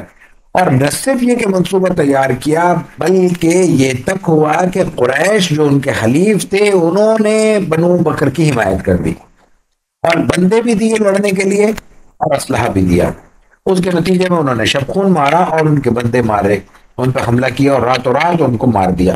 اور اس قتل و غارت گری میں بہت سے لوگ کے مارے گئے. نہ صرف یہ کہ مارے گئے، بلکہ یہ تک ہوا کہ ان میں کچھ لوگ جان بچانے کے لیے بیت اللہ میں داخل ہو گئے تو اور انہوں نے پناہ مانگی. بیت اللہ میں ہم پہلے بھی عرض کر چکے کہ مکے والے اپنے باپ کے قاتل کو بھی نہیں مارتے تھے. ان کی روایت تھی کہ یہ حرم ہے، یہاں پہ ہم قتل نہیں کریں گے، باہر نکل کے مقابلہ ہوگا. یہاں جو آ گیا من دخل ہو کانا آمینہ، یہ ان کا اصول تھا. جو یہاں داخل ہو گیا وہ امن میں آ گیا. انہوں نے اس کی پرواہ نہیں کی، بلکہ کفریہ جملے بھی بولے کہ بھائی مارو، کچھ نہیں ہے، کوئی بیت اللہ نہیں ہے، کوئی خدا نہیں ہے، کوئی فلاں نہیں ہے. مسلمان تو تھے ہی نہیں ظاہر ہے کہ تو یہ بات ظاہر ہے کہ خدا کے ساتھ تھی. اور خدا کے 23 افراد اس میں مارے گئے، قتل ہوئے. وہ ان کے لوگ پھر وہاں سے جان بچا کے رسول اللہ صلی اللہ علیہ وسلم کے پاس آئے ہیں اور انہوں نے آپ سے شکایت کی ہے. اور شکایت کا طریقہ یہ ہوا کہ ان کا جو خزائی تھا عمر بن سالم وہ آیا ہے. اس سے پہلے آپ کو اطلاع ہو چکی تھی، بلکہ حضرت عائشہ صدیقہ رضی اللہ تعالیٰ عنہ کی روایت ہے کہ آپ نے فرمایا اس میں خیر ہوگی. آپ کو اندازہ ہو گیا تھا کہ صورتحال کس طرف جا رہی ہے. وہیں سے بھی اطلاع ہو سکتی ہے، ویسے بھی ظاہر ہے کہ آپ معاملات کو سمجھتے تھے. ذہانت بھی تو آپ کی اللہ تعالیٰ کی طرف سے غیر معمولی تھی. آپ علیہ الصلوۃ والتسلیم نے مکے والوں کو، قریش کو معاہدے کے حوالے سے توجہ دلانے کے لیے رقع بھیجا ہے، خط بھیجا ہے، قاصد بھیجا ہے اور کہا کہ دیکھو بھائی تم نے غلط کیا ہے، اب دو صورتیں ہیں، ایک تو یہ تو یہ کرو کہ ان کی دیت ادا کرو، مارے گئے بے گناہ ان کے خون بہا ادا کرو، 23 آدمی قتل ہوئے، یا جو معاہدے کے مطابق جن لوگوں کے ساتھ تم نے وہ غلطی کی ہے، زیادتی کی ہے، جنہوں نے یہ جرم کیا ہے، ان کو ہمارے حوالے کر دو، ہم خود بدلہ لے لیں گے، دیت نہیں لیتے پھر ہم قتل لیں کریں گے، قصاص لیں گے، یہ جو بھی ہم کریں ہمارے حوالے کرو ہمارے مجرم۔ اور اگر دونوں باتیں نہیں مانتے تو پھر سی کے معاہدہ ختم۔ اس وقت خون تازہ تازہ گرم تھا، دشمن کو مار کے بیٹھے تھے، بے شک دھوکے سے مارا ہو تو انسان کے ذہن پہ گھمنڈ تو آ جاتا ہے، اس گھمنڈ میں انہوں نے کہا کہ ٹھیک ہے معاہدہ ختم۔ آپ علیہ الصلوۃ والتسلیم نے کہا ختم، اور فوراً جنگ کی تیاری شروع کر دی، مہلت دیے بغیر۔ انہوں نے کہہ تو دیا لیکن کہنے کے بعد انہیں اندازہ ہوا کہ بڑا مشکل معاملہ ہو گیا۔ ابو سفیان اس وقت تک مسلمان دائرے کے نہیں ہوئے، انہوں نے فوراً کوشش شروع کی، بات چیت کی، بندے بھیجے، نمائندے بھیجے، کچھ نہیں ہوا، آخر میں وہ خود چلے آئے۔ یہی وہ موقع ہے، اس وقت ان کی جو ابو ابو ابو سفیان کے جو صاحبزادی ہیں وہ رسول اللہ صلی اللہ علیہ وسلم کے گھر میں ہیں، اور آپ کی زوجہ محترمہ ہے ام المومنین ہے ام حبیبہ رضی اللہ تعالیٰ عنہ۔ ابو سفیان آتے ہیں گھر تو ظاہر ہے بیٹی کے آئیں گے، بیٹی کے گھر جو ہے وہ رسول اللہ صلی اللہ علیہ وسلم کا گھر ہے، تو وہ گھر آتے ہیں، بیٹی ان کو خوش آمدید کہتی ہیں، بٹھاتی ہیں، ظاہر باپ ہے، باپ کی عزت ہر صورت میں فرض کی گئی ہے، لیکن رسول اللہ صلی اللہ علیہ وسلم کے لیے جو چھوٹا سا بستر ہے، کیا بستر تھا آپ کا، ایک ہلکی سی کوئی چادر ہی ہوتی تھی، وہ اس کو تہ کر کے رکھ دیا، بیٹھنے نہیں دیا ابو سفیان۔ ابو سفیان نے کہا کہ مجھے تم نے اس کے قابل نہیں سمجھا، یا اس کو میرے قابل نہیں سمجھا، مجھے تم نے اس بستر کے قابل نہیں سمجھا کہ میری شان بڑی ہے، میں سردار آدمی ہوں، یہ ہلکا سا بے قیمت کپڑا ہے اس کے خیال میں، یا یہ کپڑا تمہاری نظر میں قیمتی ہے۔ انہوں نے کہا کہ یہ کپڑا قیمتی ہے اس لیے کہ رسول اللہ صلی اللہ علیہ وسلم کا بستر ہے، آپ کافر ہیں، مشرک ہیں، آپ نہیں بیٹھ سکتے اس پہ۔ بیٹی نے باپ کو کہا ہے، بار کہ وہ ناکام ہو کے واپس چلے گئے ہیں، اور اس دوران حاتب ابن ابی بلتہ کا واقعہ پیش آتا ہے۔ حاتب ابن ابی بلتہ ایک مسلمان ہے، بدری صحابی ہیں، صرف بدری صحابی نہیں ہے، علیہ الصلوۃ والتسلیم کا قابل قدر صحابی ہیں، پرانے صحابی ہیں۔ رسول اللہ صلی اللہ علیہ وسلم نے حضرت علی کو حکم دیا کہ جاؤ، بڑی تیزی میں جاؤ، فلاں جگہ ایک خاتون، آپ کو وہی کے ذریعے اطلاع ہوتا ہے، ایک خاتون ملے گی، اس کے پاس ایک خط ہے، وہ لے کے آؤ، ہر صورت میں خط ہے، خاتون ہے، یہ دو باتیں ذکر کی۔ حضرت علی کہتے ہیں میں نے زبیر کو اور حضرت مقداد کو رضی اللہ عنہم ساتھ لیا، تیزی میں سفر کرتے ہوئے پہنچے، ایک جگہ مل گئی ایک خاتون، بیٹھی ہوئی تھی چھپی ہوئی، مطلب جا رہی تھی تو دیکھ کے رک گئی ہوں، ان کو روکا پکڑا، پوچھا کیا ہے، کہ نہیں، انکار کیا، انہوں نے کہا کہ میں تلاشی لوں گا، سختی سے تلاشی لوں گا، مجھے رسول اللہ صلی اللہ علیہ وسلم نے کہا ہے، اس لیے یہ تو ہو نہیں سکتا کہ یہ بات غلط ہو۔ تو اس نے اپنے بالوں کے جوڑے میں سے ایک خط نکال کے دیے کہ ہاں یہ ہے۔ وہ خط حاتب ابن ابی بلتہ کی طرف سے تھا، مخبری تھی کہ رسول اللہ صلی اللہ علیہ وسلم جو جس کی تیاری لشکری خاموشی سے کر رہے ہیں، اس کی اطلاع دی جا رہی ہے کہ حضور آ رہے ہیں، اپنے انتظام کرو۔ صاف صاف مخبری ہے، صاف صاف غداری ہے۔ حضرت علی نے وہاں بلایا ہے، خط لا کے حضور کو دیا ہے، حضرت عمر آ گئے اور تلوار نکال لی کہ منافق کا سر قلم کرتا ہوں، مسلمان بن کے ہمارے ساتھ رہ رہے۔ آپ صلی اللہ علیہ وسلم نے کہا دیا، آتے تم بتاؤ کیا معاملہ۔ انہوں نے کہا آپ میرے معاملے میں جلدی نہ کریں، میں مسلمان ہوں، آپ پہ ایمان ہے مجھے، اور مجھے یہ بھی یقین تھا کہ آپ کو نقصان نہیں ہوگا، اللہ آپ کو نقصان نہیں ہونے دے گا، اور پھر یہ کیوں کیا؟ کہ مسئلہ یہ ہے کہ میں اکیلا ہوں، میری فیملی مکے میں ہے، اور میری فیملی کا کوئی قبیلہ خاندان ایسا نہیں ہے جو اس کو سپورٹ کر سکے، سیف السلام کر سکے۔ میں نے صرف احسان کیا ہے، مجھے پتا ہے اس وقت ان پہ بڑی مصیبت نازل ہونے والی ہے کہ میری فیملی کو وہ نقصان نہ پہنچائے، یہ احسان اس لیے کر رہا ہوں کہ مجھے یقین ہے آپ کا تو نقصان نہیں ہوگا، اس کی وجہ سے میری فیملی کو وہ تحفظ فراہم کر دیں گے، میرا مقصد اتنا ہی تھا، غلطی ہوئی ہے، معذرت چاہتا ہوں۔ آپ علیہ الصلوۃ والتسلیم، پھر حضرت عمر کا اصرار چل رہا ہے، آپ نے کہا جو انہوں نے صحیح کہا۔ انہوں نے جب بعد میں زیادہ اصرار کیا ہے تو آپ نے کہا کہ تمہیں پتہ ہے یہ بدری صحابی، اور بدری صحابی کے بارے میں قرآن اللہ تعالیٰ نے یہ کہا ہے کہ میں نے ان کے سارے گناہ معاف کر دیا۔ یہ اصل چیز ہے، یہ پہلے بھی میں نے ذکر کیا کہ کسی کے بارے میں فیصلہ کرنے سے پہلے رسول اللہ صلی اللہ علیہ وسلم کی سنت دیکھی جائے گی، اور آپ کی سنت کیا ہے کہ اس کی پوری زندگی کو دیکھا جائے گا، ایک عمل پر اس کو راندہ درگاہ نہیں کیا جائے گا۔ غلطی بھی ہو سکتی ہے، غلط فہمی بھی ہو سکتی ہے، نہ غلطی کی بنیاد پہ کسی کو اپنی صفوں سے خارج کیا جاتا ہے، نہ غلط فہمی کی بنیاد پہ۔ غلطی ہے تو اس کو توجہ دلائی دی جائے، غلط فہمی ہے تو خود توجہ کر لی جائے اور اپنی بات درست کر لی جائے۔ یہاں بھی غلط فہمی اور غلطی کا عنصر ہے، پیچھے بھی ہم کئی واقعات ذکر کر چکے، اشارہ کر چکے ہیں۔ یہ اس موقع پر آپ علیہ الصلوۃ والتسلیم نے ہمیں سبق عطا کیا ہے۔ راستے میں گزرتے ہوئے آپ علیہ الصلوۃ والتسلیم مقام ابا سے گزرے ہیں تو والدہ کی خبر پر پہنچے ہیں۔ حضرت آمنہ کی قبر آج بھی مقام ابا پہ موجود ہے، جانے وہاں پہ نہیں دیا جاتا، لیکن بہرحال وہاں پہ آپ موجود تھے اور وہاں پہ آپ علیہ الصلوۃ والتسلیم گئے ہیں اور آپ آپ کے آنسو نکلے ہیں وہاں والدہ کو یاد کر۔ اس کے بعد پھر روانہ ہوئے اور بہت تیزی کے ساتھ مکے کے قریب پہنچ گئے ہیں۔ مکے کے قریب پہنچ کے رات کا جب پڑاؤ ڈالا ہے تو آپ نے پھر ایک حکمت عملی کی ہے۔ عربوں کے یہاں عام روایت ہے، بلکہ تمام راستوں میں سفر کرنے والوں کی یہ روایت ہے کہ رات کو جب جہاں ٹھہرتے ہیں وہاں آگ جلاتے ہیں۔ یہ آگ کئی کام آتی ہے۔ سب سے پہلے تو ظاہر ہے کہ کچھ کھانا پکانا تو ہوگا، سفر ہے، رات کو کچھ کھائیں گے تو آگ جلانی پڑے گی۔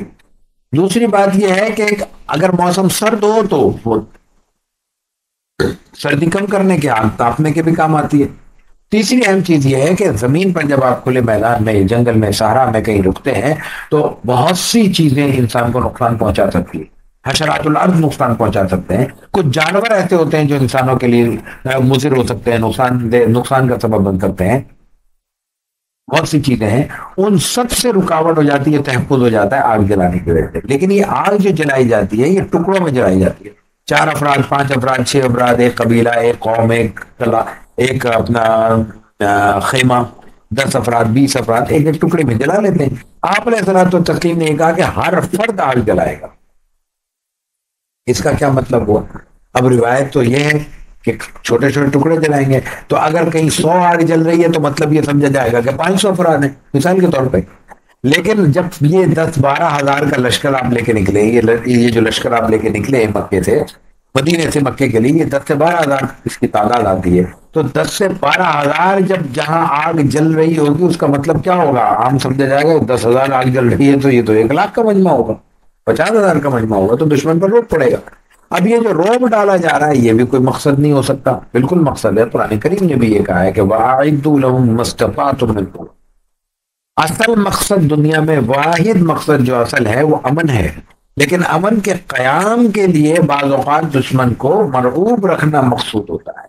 وَأَعِدُّوا لَهُم مَّا اسْتَطَعْتُم مِّن قُوَّةٍ کا مطلب بھی یہی ہے، یہاں بھی یہی ہے کہ دشمن کو اتنا مرعوب کر لو کہ اس کی ہمتیں پست ہو جائیں، وہ لڑنے پر نہ آئے۔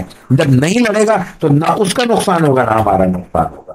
یہی حکمت عملی دفاعی جنگ میں بھی ہے اور یہی حکمت عملی اقدامی عمل میں بھی۔ اقدامی عمل ہے، آپ گھر سے نکلے ہیں لیکن انہوں نے معاہدہ توڑا ہے، انہوں نے دشمن کا ساتھ دیا ہے، دشمنی کی ہے، انہوں نے ہمارے حلیفوں کے 23 افراد کو قتل کیا ہے، تو مقابلہ بنتا ہے۔ باہر کے آپ علیہ الصلوۃ والتسلیم نے اس طرح یہ ایک کیفیت پیدا کی ہے وہاں پہ، اور لشکر بڑا سا نظر آتا ہے۔ حضرت عباس رضی اللہ تعالیٰ عنہ اس وقت تک مسلمان ہو چکے ہیں اور مسلمانوں کے ساتھ ہیں۔ مسلمان تو میں نے پہلے بھی عرض کیا تھا کہ عین ممکن ہے کہ وہ پہلے ہو گئے ہوں، لیکن یہ کہ بہرحال اب وہ مسلمانوں کے ساتھ ہیں۔ تو حضرت عباس کو خیال ہوتا ہے کہ یہ موقع ایسا ہے کہ اب مکے والوں کو بتا دیا جائے، مقابلہ تو وہ نہیں کر سکتے۔ حضرت عباس کو اس لیے خیال پیدا ہوتا ہے کہ وہ ظاہر ہے کہ سردار ہیں، وہ ان کی دوستیاں ہیں، یا ابو سفیان وغیرہ کے ساتھ صرف دوستی نہیں ہے، کاروباری روابط ہے، تو وہ اب موقع پہ کھڑے ہوتے ہیں کہ کوئی آئے تو میں اس کو سمجھاؤں، کہوں کہ حضور کے پاس آ جاؤ، آپ کی بات مان لو، اب لڑنے وڑنے کا موقع نہیں رہا، جان بچاؤ۔ تو انہیں چلتے چلتے دیکھا کہ ابو سفیان اور بدیل بن ورقہ نظر آ رہے ہیں، وہ آپس میں باتیں کرتے آ رہے ہیں، پتہ نہیں کس کا لشکر ہے، انہیں نہیں پتا بھی مسلمان اتنی تیزی سے مسلمان ہے، ان کا اندازہ نہیں ہوا۔ باہر کے حضرت عباس نے بتایا یہ مسلمان ہے، رسول اللہ صلی اللہ علیہ وسلم ہے۔ انہوں نے کہا پھر کیا کریں؟ تو پھر میرے ساتھ چلو، اور کوئی صورت نہیں، اور اپنے گھوڑے پہ بٹھا لیا جلدی سے، کیونکہ حضرت عمر اور دوسرے صحابہ بھی گھوم رہے ہیں، کوئی بھی شخص پکڑ کے مار دے گا، جنگ ہے۔ وہ خاموشی سے لے کے تیزی کے ساتھ حضور کے پاس آ گئے، اور آپ نے کہا کہ یہ ابو سفیان ہے۔ آپ علیہ الصلوۃ والتسلیم کے ساتھ کچھ مکالمہ ہوا، آپ نے کہا ابھی بھی تمہیں سمجھ میں نہیں آئی بات؟ کہنے لگے اتنا تو سمجھ میں آ گیا کہ اللہ ہے، اگر ہمارا کوئی رب ہوتا آپ کے رب کے علاوہ تو ہماری ضرور مدد کرتا، نہیں مدد کی تو اس وقت نہیں ہے، تو وہی ہے جو آپ کہتے ہیں جس کو، وہی ہے اور کوئی نہیں ہے۔ اس کے بعد آپ نے کہا اچھا میری نبوت کے لیے اس پہ تھوڑا سا شک ہے، آپ نے کہا اچھا شک ہے تو پھر ٹھیک ہے، جاؤ پھر۔ اس کے بعد پھر ان کو خیال ہوا کچھ، یا جو بھی ان کے دل میں ایمان آیا انہوں نے پھر ایمان قبول کیا، کلمہ پڑھا۔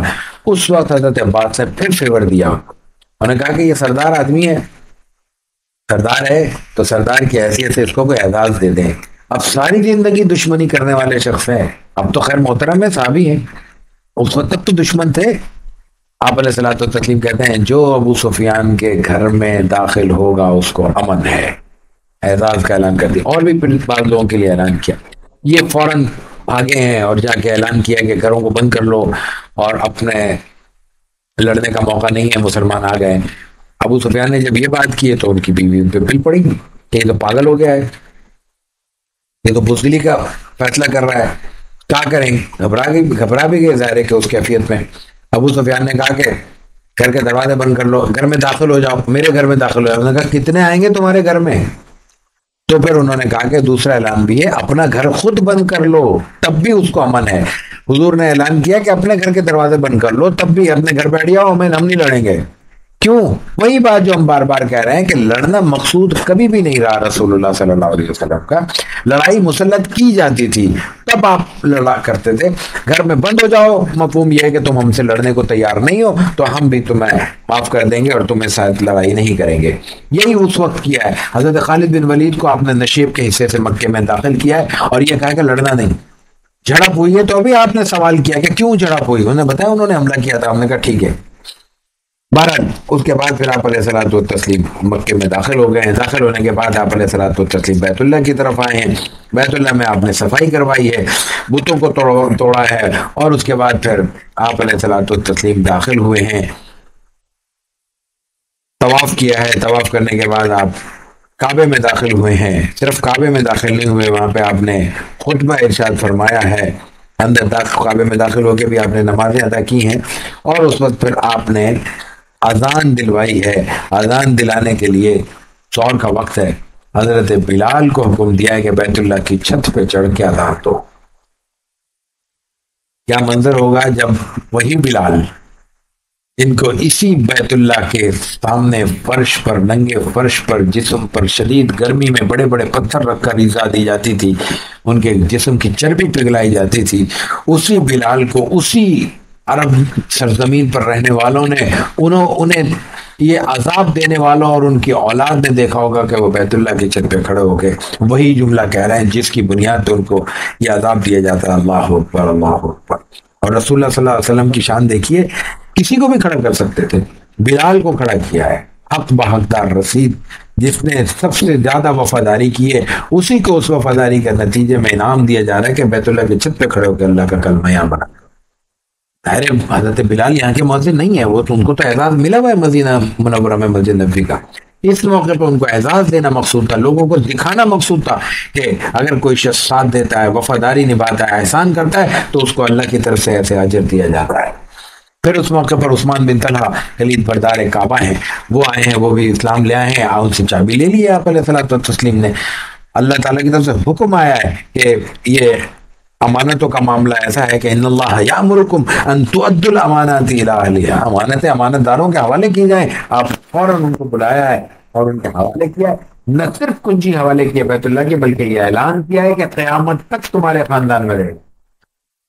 آج بڑے بڑے خاندانوں میں نسب موجود ہے، محفوظ ہے، بڑے بڑے بہتوں کے نہیں ہیں، بہتوں کے ہیں، لیکن کوئی شخص اتنے یقین سے اپنے نسب کے بارے میں نہیں کہہ سکتا جتنا آج یہ جو شیوی خاندان ہے یہ کہہ سکتا ہے، اس لیے کہ رسول اللہ صلی اللہ علیہ وسلم کی کا اعلان موجود ہے کہ یہ چابی خاندان میں رہے گی، انہی کا خاندان ہے چلا رہا اور قیامت تک ان کے پاس رہے گی۔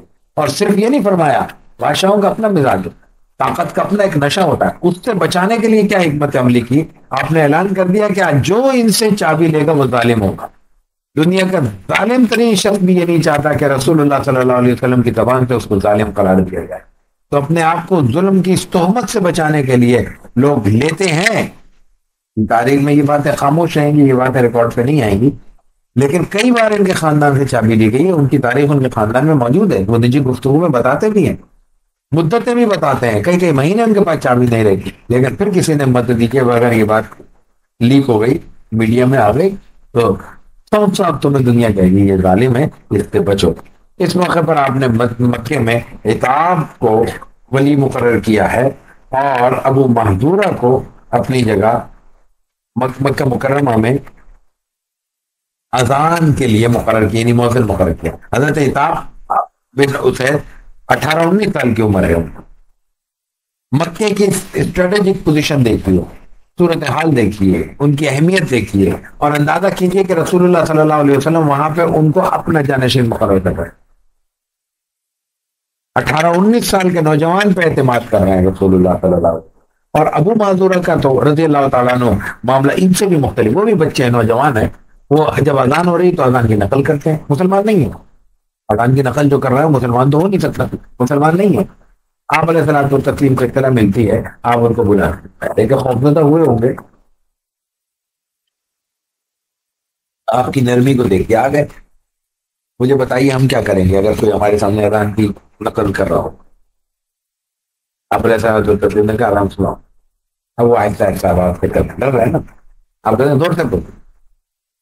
ان کی آواز سنی، آواز اچھی تھی، اذان سنی، ان کے جملے درست کیے، عبارت درست کی، وہ ظاہر ہے کہ اس کے بعد کہاں کسی میں ہمت ہے کہ وہ رسول اللہ صلی اللہ علیہ وسلم کے سامنے کھڑا ہو سکے، مسلمان ہو۔ آپ علیہ الصلوۃ والتسلیم نے ان کو مکہ مکرمہ میں مؤذن مقرر کیا۔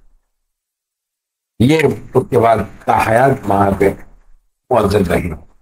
یہاں سے پھر آپ علیہ الصلوۃ والتسلیم واپس تشریف لائے ہیں مکہ مکرمہ۔ مکہ مکرمہ آنے کے بعد پھر آپ علیہ الصلوۃ والتسلیم یعنی مکہ مکرمہ نہیں آئے، اس کے فوری بعد آپ علیہ الصلوۃ والتسلیم کو اطلاع ملی ہے فتح مکہ کے بعد۔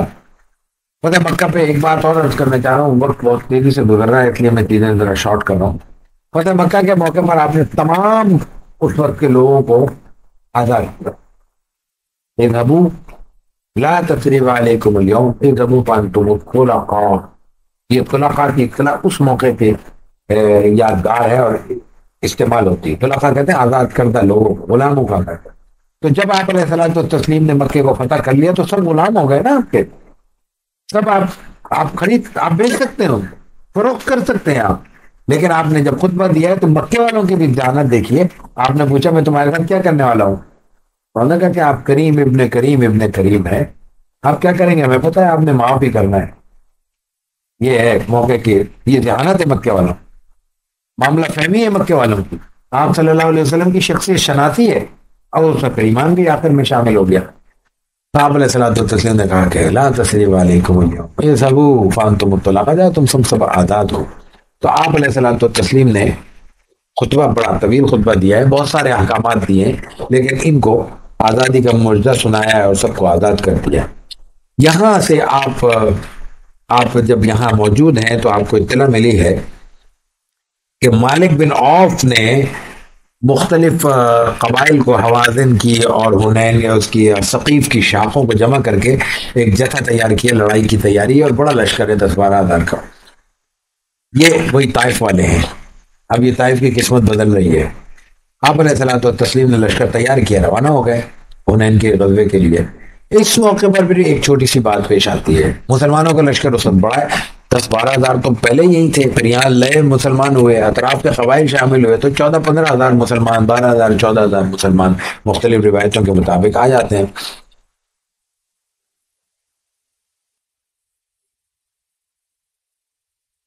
ان کی تعداد دشمن کی اس سے زیادہ تھی، بعض اس میں روایت پہ آتا ہے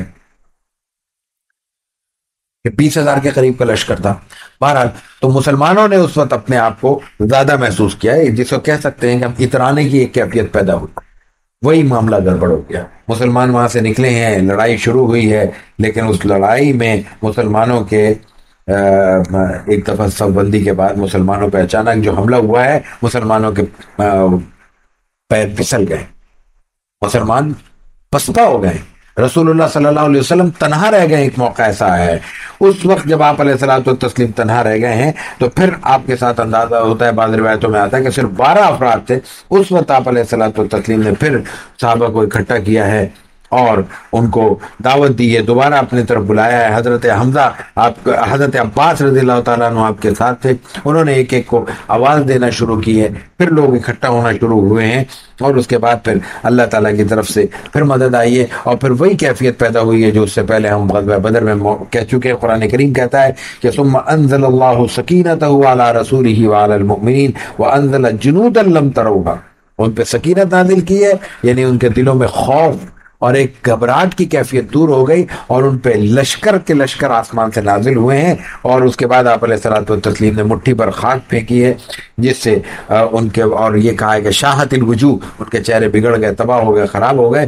تو کہتے ہیں کہ دشمن کا کوئی آدمی ایسا نہ رہا جس کی آنکھوں میں اس خاک کے ذرات نہ پڑے ہوں۔ اور اس کے بعد پھر مسلمان فتح یاب ہوئے ہیں۔ مالک بن عوف کو بھاگنا پڑا ہے، نہ صرف یہ کہ وہ وہاں سے بھاگا ہے، بلکہ اس کے 70 آدمی مارے گئے، 6000 آدمی 20,000 کے لشکر میں قید ہوئے ہیں، 24,000 اونٹ، 40,000 سے زائد بکریاں، اور 4,000 اوقیہ چاندی، یعنی کلو کے حساب سے یہ آپ علیہ الصلوۃ والتسلیم کو ملی ہے۔ یہاں سے یہ نکل کے سیدھا جا کے آگے طائف میں قلعہ بند ہو گیا ہے۔ آپ علیہ الصلوۃ والتسلیم پھر طائف پہنچے ہیں، اور یہاں اس کا محاصرہ کیا ہے۔ محاصرہ کرنے کے بعد آپ علیہ الصلوۃ والتسلیم نے کوئی 1 مہینے تک بعد میں آتا ہے کہ 15-20 دن آپ کا 18 راتیں محاصرہ رہا، لیکن محاصرے کے بعد پھر یہ ہوا کہ ذیقعد شروع ہو گیا۔ ذیقعد کا مطلب ہے حرمت والے مہینے، ذیقعد، ذی الحج، محرم اور رجب، یہ حرمت کے مہینے تھے۔ عربوں کے ہاں پہلے بھی ذکر کر چکے ہیں، ان میں جنگ کی ممانعت تھی۔ آپ علیہ الصلوۃ والتسلیم نے بھی اس کو قبول کیا تھا، اور اسلام میں بھی اس کی وہی عزت اور احترام ہے، اس لیے ان مہینوں میں لڑائی نہیں لڑی جاتی تھی۔ تو وہ جنگ کا مہینہ شروع ہوا تو آپ نے فوراً محاصرہ اٹھا لیا، اور اس کے بعد آپ واپس لوٹ آئے، اور پھر ان کے لیے دعا بھی کی۔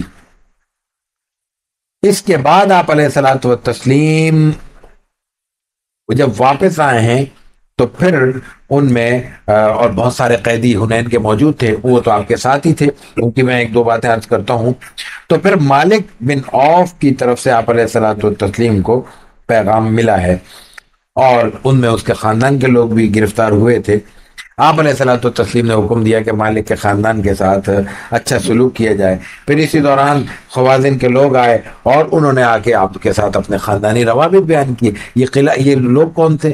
یہ وہی تھے جہاں بنو سعد تھا، بنو ثقیف تھا، جہاں آپ علیہ الصلوۃ والتسلیم نے پرورش پائی تھی۔ اور یہ جو لوگ گرفتار ہوئے تھے حنین کے جنگ میں، ان میں آپ کے قریبی رشتہ دار بھی تھے، حضرت حلیمہ کی صاحبزادی بھی تھی جو آپ کی دور شریک بہن تھی، وہ بھی گرفتار ہوئے، ان کو بھی پھر آپ نے اعزاز و اکرام کے ساتھ سلوک کیا۔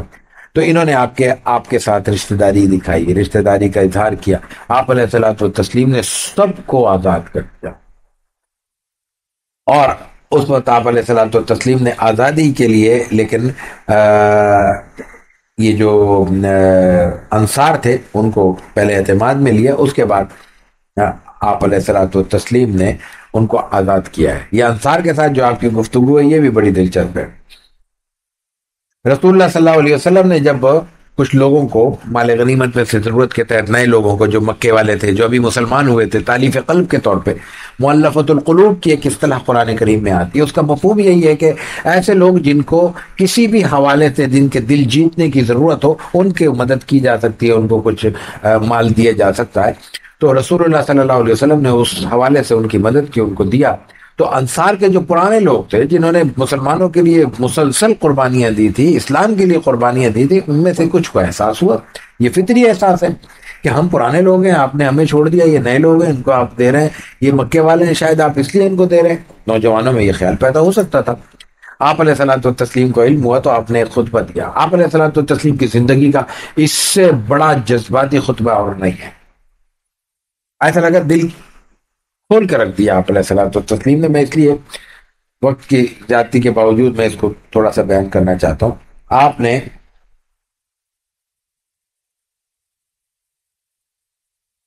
آپ علیہ الصلوۃ والتسلیم نے اس کو بلایا اور ان کو کہا کہ معاملہ یہ ہے، آپ نے پوچھا انصار سے کہ یہ انہوں نے کہا ہے، اور انہوں نے کہا کہ یا رسول اللہ، ہمارے معزز لوگوں نے نہیں یہ بات کہی، یہ کچھ نو اور ہے انہوں نے یہ بات کی ہے، اور اس طرح یہ جملہ کہا ہے، اور انہوں نے کہا یہی کہ ہماری تلواروں سے تو ان کا خون ٹپک رہا ہے ابھی تک، اور آپ انہی کو نواز رہے ہیں۔ تو رسول اللہ صلی اللہ علیہ وسلم نے فرمایا کہ میں یہ جو نئے داخل ہوئے ہیں اسلام میں ان کی تعریف کرتا ہوں۔ اب یہاں سے دیکھیے، بعض معاملات میں اگر غلط فہمی پیدا ہوتی ہے تو اس کو درست کرنا چاہیے، صحیح صورتحال کو واضح کرنا چاہیے، اپنے کام کی حکمت بیان کرنی چاہیے، نہ یہ کہ یہ کہہ دیا جائے کہ ہم نے کیا ہے، کون ہے جو ہم سے رائے پوچھے، کون ہے جو ہم سے حکمت پوچھے، کون ہے ہم سے جو مسئلہ معلوم کرے۔ تو آپ علیہ الصلوۃ والتسلیم نے کہا کہ یہ نئے لوگ ہیں، میں ان کی مدد اس لیے کر رہا ہوں تاکہ تالیف قلب ہو۔ کیا تم، آگے جو جملہ بولا ہے جس کی وجہ سے میں یہ بات کر رہا ہوں، کیا تم اس پر راضی نہیں ہو کہ دوسرے لوگ تو مال و دولت ساتھ لے کے جائیں اور تم اللہ کے نبی کو اپنے گھر لے کے جاؤ؟ خدا کی قسم، جو چیز تم اس اپنے ساتھ لے کے جاؤ گے وہ اس سے بہتر ہے جو وہ لے کے جا رہے ہیں۔ انصار نے کہا ہم آپ پر راضی ہیں، اور اس کے بعد پھر آپ نے انصار کو مزید ہدایت دی کہ بعد میں جو معاملات پیش آئے ہیں خود خلفائے راشدین کے ہاں بھی، حضرت عثمان کی شہادت کے بعد حضرت علی اور پھر حضرات حسنین کے حوالے تھے، تو آپ نے انصار کو، یہ سب اہل بیت کے ساتھ تھے، آپ نے فرمایا کہ تم بہت سی چیزیں دیکھو گے تو صبر کرنا، حوض کوثر پہ ملے گے، تم لالچ نہیں کرنا دنیا کا، تم میرے ساتھ ہو، میرے ساتھ ہی رہو گے۔ آپ کا وہ خطبہ اتنا جذبات والا تھا کہ روایت میں آتا ہے کہ انصار اس قدر روئے ہیں کہ آنسوؤں سے ان کی داڑیاں تر ہو گئی ہیں۔ اس کے بعد پھر غزوہ تبوک پیش آیا ہے۔ غزوہ تبوک کی بنیادیں پیچھے ملتی ہیں۔ غزوہ تبوک پہلا غزوہ ہے، بڑا غزوہ ہے، جب مسلمانوں کی براہ راست اس وقت کی سلطنت روم سے ٹکراؤ کی کیفیت ہوئی ہے۔ بہرحال اس میں لڑائی کی نوبت نہیں آئی، لیکن اس میں بہت ساری آزمائشیں تھیں۔ سب سے بڑی بات یہ تھی کہ انتہائی گرم موسم تھا۔ سب سے بڑی بات یہ تھی کہ اس وقت فصل پک رہی تھی، کھجور کٹ رہی تھی۔ اس موقع پر آپ علیہ الصلوۃ والتسلیم نے اعلان کیا ہے کہ جو نکل سکتا ہے چلے نکلے۔ پہلی بار آپ علیہ الصلوۃ والتسلیم نے یہ اعلان کیا ہے کہ جو ہمارا مطلب جو ہمارا رخ ہے وہ تبوک کی طرف ہوگا۔ اس سے پہلے آپ یہ نہیں بیان کیا کرتے تھے، لیکن آپ علیہ الصلوۃ والتسلیم نے اس موقع پر اعلان کر کے آپ اس طرف روانہ ہوئے ہیں۔ وہاں جانے کے بعد آپ علیہ الصلوۃ والتسلیم پورا لشکر گیا ہے، کچھ ساتھی آپ کے ساتھ شریک ہوئے ہیں، بہت سے لوگ پیچھے رہ گئے ہیں، کچھ لوگ پیچھے رہ گئے ہیں، بہت سے لوگ منافقین میں سے ایسے ہیں جو وہاں ساتھ نہیں گئے، لیکن ان میں چند صحابہ اکرام کا معاملہ یہ تھا کہ وہ ارادہ رکھنے کے باوجود آپ کے ساتھ نہیں نکل سکے۔ لیکن بہرحال جنگ کی نوبت نہیں آئی، اس میں دوسری آزمائشیں بہت سی رہیں۔ ان میں حضرت کعب ابن مالک کا واقعہ بڑا معروف ہے۔ عام طور پر آتا ہے 3 حضرات کا ذکر قرآن کریم میں آتا ہے جن کو متخلفین کہا گیا ہے، پھر اللہ تعالیٰ نے ان کی توبہ کو بھی قبول کیا ہے اور وہ واپس اسی طرح پرانے درجے کے پر فائز ہوئے ہیں۔ یہ غزوہ تبوک ہے۔ غزوہ تبوک کے بعد آپ علیہ الصلوۃ والتسلیم نے حضرت ابو بکر صدیق رضی اللہ تعالیٰ عنہ کو اس پر حج کے لیے بھیجا ہے۔ یہ اہم بات ہے کہ حضرت ابو بکر صدیق رضی اللہ تعالیٰ عنہ کو کیوں بھیجا ہے۔ حضرت ابو بکر صدیق کو اس لیے روانہ کیا گیا کہ اس سے پہلے ہم جو پہلے ایک ہلکا سا ذکر کر چکے ہیں، تفصیل کا تو اب بھی موقع نہیں ہے، کہ اس وقت جو تقویم رائج تھی جس کی وجہ سے یہ اختلافات ہوتے ہیں، جس کی وجہ سے ہم نے یہ بہت سے واقعات کو ذکر کیا کہ یہ واقعہ فلاں موقع کا فلاں موقع کا نہیں ہے، وہ اصل میں یوں تھا کہ اس وقت وہ تقویم کو اپنی ضرورت کے تحت تبدیل کر لیتے، جیسے میں نے پہلی نشست میں پہلے دن عرض کیا تھا۔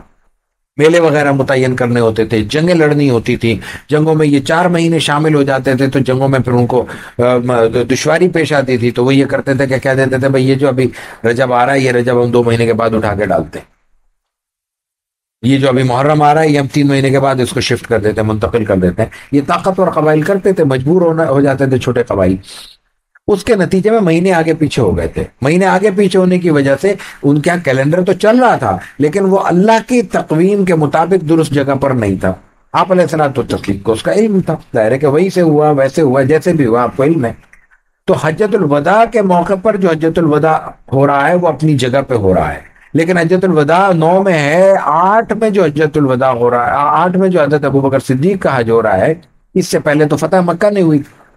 فتح مکہ کے بعد ہی آپ کو موقع ملا ہے حج کرنے کا، اس سے پہلے تو مکے والوں کا ہولڈ ہے۔ تو اس وقت جو حج ہے، ذی الحج میں جو حج ادا ہو رہا ہے، یعنی جو 9 کو عرفہ ہونا ہے، 10 کو وہاں پہ کنکریاں وغیرہ مارنی ہے، طواف زیارت کرنا ہے، وہ 10 نہیں ہے، وہ 9 نہیں ہے، 10-12 دن کا فرق ہے۔ اس کی وجہ سے رسول اللہ صلی اللہ علیہ وسلم نے خود سفر نہیں کیا، اپنے نمائندے کو بھیجا ہے۔ بہت آسان تھا یہ کہہ دیا جائے کہ آپ تاریخ درست کر دیتے، 10 دن آگے پیچھے کر دیتے، لیکن اتنی بڑی ریاست ہے، اتنے بڑے لاکھوں لوگ انوالو ہیں کمیونیکیشن کے، آج کے دور میں کتنی غلط فہمیاں پیدا ہوتی ہیں، تو رسول اللہ صلی اللہ علیہ وسلم کی تو سنت یہی ہے کہ غلط فہمیاں نہ پیدا ہونے دی جائیں، لوگوں کو تشویش میں مبتلا نہ ہونے دیا جائے۔ حضرت عائشہ صدیقہ رضی اللہ تعالیٰ عنہ راوی ہیں کہ ان سے آپ علیہ الصلوۃ والتسلیم نے ذکر کیا کہ یہ تمہاری قوم نئے نئی مسلمان ہوئی ہے، فتح مکہ کے بعد کی بات ہے، ورنہ میرا دل یہ چاہتا ہے کہ جو اصل حضرت ابراہیم کی بنیاد ہے بیت اللہ کی، میں اس پہ بس بیت اللہ استوار کروں، پورے اس بنیاد پہ کھڑا کروں، پورا بند کروں۔ اس وقت انہوں نے، حضرت ابراہیم نے 2 دروازے رکھے تھے تاکہ لوگ آ سکیں اور جا سکیں، یہ مکے والوں نے ایک دروازہ رکھا، وہ دروازے زمین کے ساتھ تھے، یہ بلند کیا ہے مکے والوں نے دروازے شروع میں حضور سے پہلے، کیوں؟ تاکہ ہولڈ بن سکے، تالا لگا سکے، جس کو اجازت دیں گے وہ جا سکے، دوسرا آدمی نہ جا سکے، نیچے ہوگا کوئی بھی جا سکتا ہے، بلندی ہوگی تو جب تک سیڑھی نہیں لگے گی اندر نہیں جا سکتے۔ یہ سب کام کیے گئے تھے۔ آپ نے کہا میں یہ چاہتا تھا، لیکن نہیں کرتا، کیوں نہیں کرتا؟ طاقت ہے، اختیار ہے، دنیا کا بھی اختیار ہے، آخرت کا بھی اختیار ہے، اللہ کی طرف سے پیغمبر کی حیثیت ہے۔ آپ نے کہا کہ لوگ تشویش میں مبتلا، تو یہاں بھی اگر تبدیلی کرتے تو تشویش میں مبتلا ہوتے، تو نہ تو آپ نے حج کینسل کیا، اختیار تھا، نہ آپ نے یہ کیا کہ اس کو ان کو مہینوں کو دنوں کو تبدیل کر دیں، اور نہ آپ نے یہ کیا کہ خود تشریف لے گئے، کیونکہ اصل جگہ پہ نہیں گئے۔ ابو بکر صدیق کو بھیج دیا، حضرت ابو بکر صدیق روانہ ہو گئے، اس کے بعد سورہ برات کے احکامات نازل ہوئے۔ وہ احکامات بیان کرنے کا طریقہ یہی تھا کہ جو شخص جس کے لیے جو سربراہ ہے، جو معاہدوں کا امیر ہے، جس نے معاہدے کیے ہیں، یا وہ اعلان کرے یا اس کا نمائندہ اعلان کرے۔ نمائندہ ان کی روایت تھی کہ گھر کا فرد ہوتا تھا، تو آپ نے پیچھے سے حضرت علی کو روانہ کر دیا۔ ابو بکر صدیق رضی اللہ تعالیٰ عنہ کا مقام دیکھیے کہ جب راستے میں حضرت علی ملتے ہوتے اور کہتے ہیں کہ رسول اللہ صلی اللہ علیہ وسلم نے مجھے بھیجا، تو کہہ لیں گے کیا امیر بنا کے بھیجا ہے تو تم کا مان سنبھال لو، فوراً خود کہا ہے۔ اگر حضرت علی کو امیر بنا کے بھیجا ہے تو حضرت علی کہیں گے نا، حضرت ابو بکر پوچھ رہے ہیں، انہوں نے کہا نہیں امیر آپ ہی ہیں، حج آپ ادا کریں گے، لیکن یہ اعلان مجھے کرنا ہے، یہ اناؤنسمنٹ کی ذمہ داری مجھے دی گئی ہے، میں اعلان کر دیتا ہوں۔ بہرحال حضرت ابو بکر صدیق حج کر کے آ گئے ہیں۔ اس حج کے بعد عربوں کا غیر معمولی رجوع شروع ہو گیا ہے، اور اتنا رجوع شروع ہوا ہے رسول اللہ صلی اللہ علیہ وسلم کی طرف کہ وفود آنا شروع ہوئے ہیں۔ اس کو عام الوفود کہتے ہیں، 9 ہجری کو۔ اس دوران آپ علیہ الصلوۃ والتسلیم نے، یہ بھی بہت اہم چیز ہے، آپ علیہ الصلوۃ والتسلیم نے بہت اہتمام کے ساتھ ان وفود کی مہمانداری کی ہے۔ باقاعدہ آپ نے اہتمام کیا ہے کہ ہر وقت کو ہدیے دیے جائیں گے، تحائف دیے جائیں گے، ان کو ٹھہرایا جائے گا، ان کی میزبانی کی جائے گی، یہاں تک کہ عیسائیوں کے وفد آئے ہیں ان کو مسجد نبوی کے صحن میں خیمے لگا کر ٹھہرایا گیا اور ان کی مہمان نوازی کی گئی ہے۔ غیر مسلم جو بڑی تعداد میں مسلمانوں کے پاس آئے، اللہ کے رسول صلی اللہ علیہ وسلم کے خدمت میں آئے یا اسلام کے دامن سے وابستہ ہوئے، ان کو یہ رسول اللہ صلی اللہ علیہ وسلم کی حکمت عملی نے مجبور کیا ہے، اپنائیت نے مجبور کیا ہے۔ آپ علیہ الصلوۃ والتسلیم نے جو اپنا دامن ان کے لیے وسیع کیا ہے، اس لیے وہ آئے ہیں، ورنہ یہی صورتحال ہوتی جو آج ہماری صورتحال ہے۔ تو آپ علیہ الصلوۃ والتسلیم نے ان وفود کو قبول کیا ہے، ویلکم کیا ہے، ان کی مہمانداری کی ہے، ان کے لیے گھروں کا اہتمام کیا ہے۔ ظاہر ہے کہ الگ سے سرائے تو موجود نہیں تھے، گیسٹ ہاؤسز تو موجود نہیں تھے، صحابہ کرام کو کہا گیا ہے جس کے یہاں جو گنجائش ہے ان کو ٹھہرائے، نہیں تو خیمے لگا دیے گئے ہیں اور مہمان نوازی کی گئی ہے۔ اگلے سال پھر آپ علیہ الصلوۃ والتسلیم نے حج کیا ہے۔ آپ علیہ الصلوۃ والتسلیم کا حج حجۃ الوداع اس لیے کہلاتا ہے کہ اس حج کے بعد آپ دنیا سے رخصت ہو گئے۔ اس حج کے موقع پر آپ نے طواف کیا ہے، سعی کیے، وہ سارے احکامات کیے ہیں۔ صرف 1-2 خطبے آپ علیہ الصلوۃ والتسلیم کے، اس کے 1-2 الفاظ، بلکہ آخری خطبے کے الفاظ پیش کرتا ہوں۔ اس موقع پر خطبے کے حوالے سے بھی ایک جملہ عرض کروں گا۔ آپ علیہ الصلوۃ والتسلیم کا خطبہ حجۃ الوداع اہتمام سے بیان کیا جاتا ہے، اور اس کی بہت سی روایتیں بیان ہوتی ہیں۔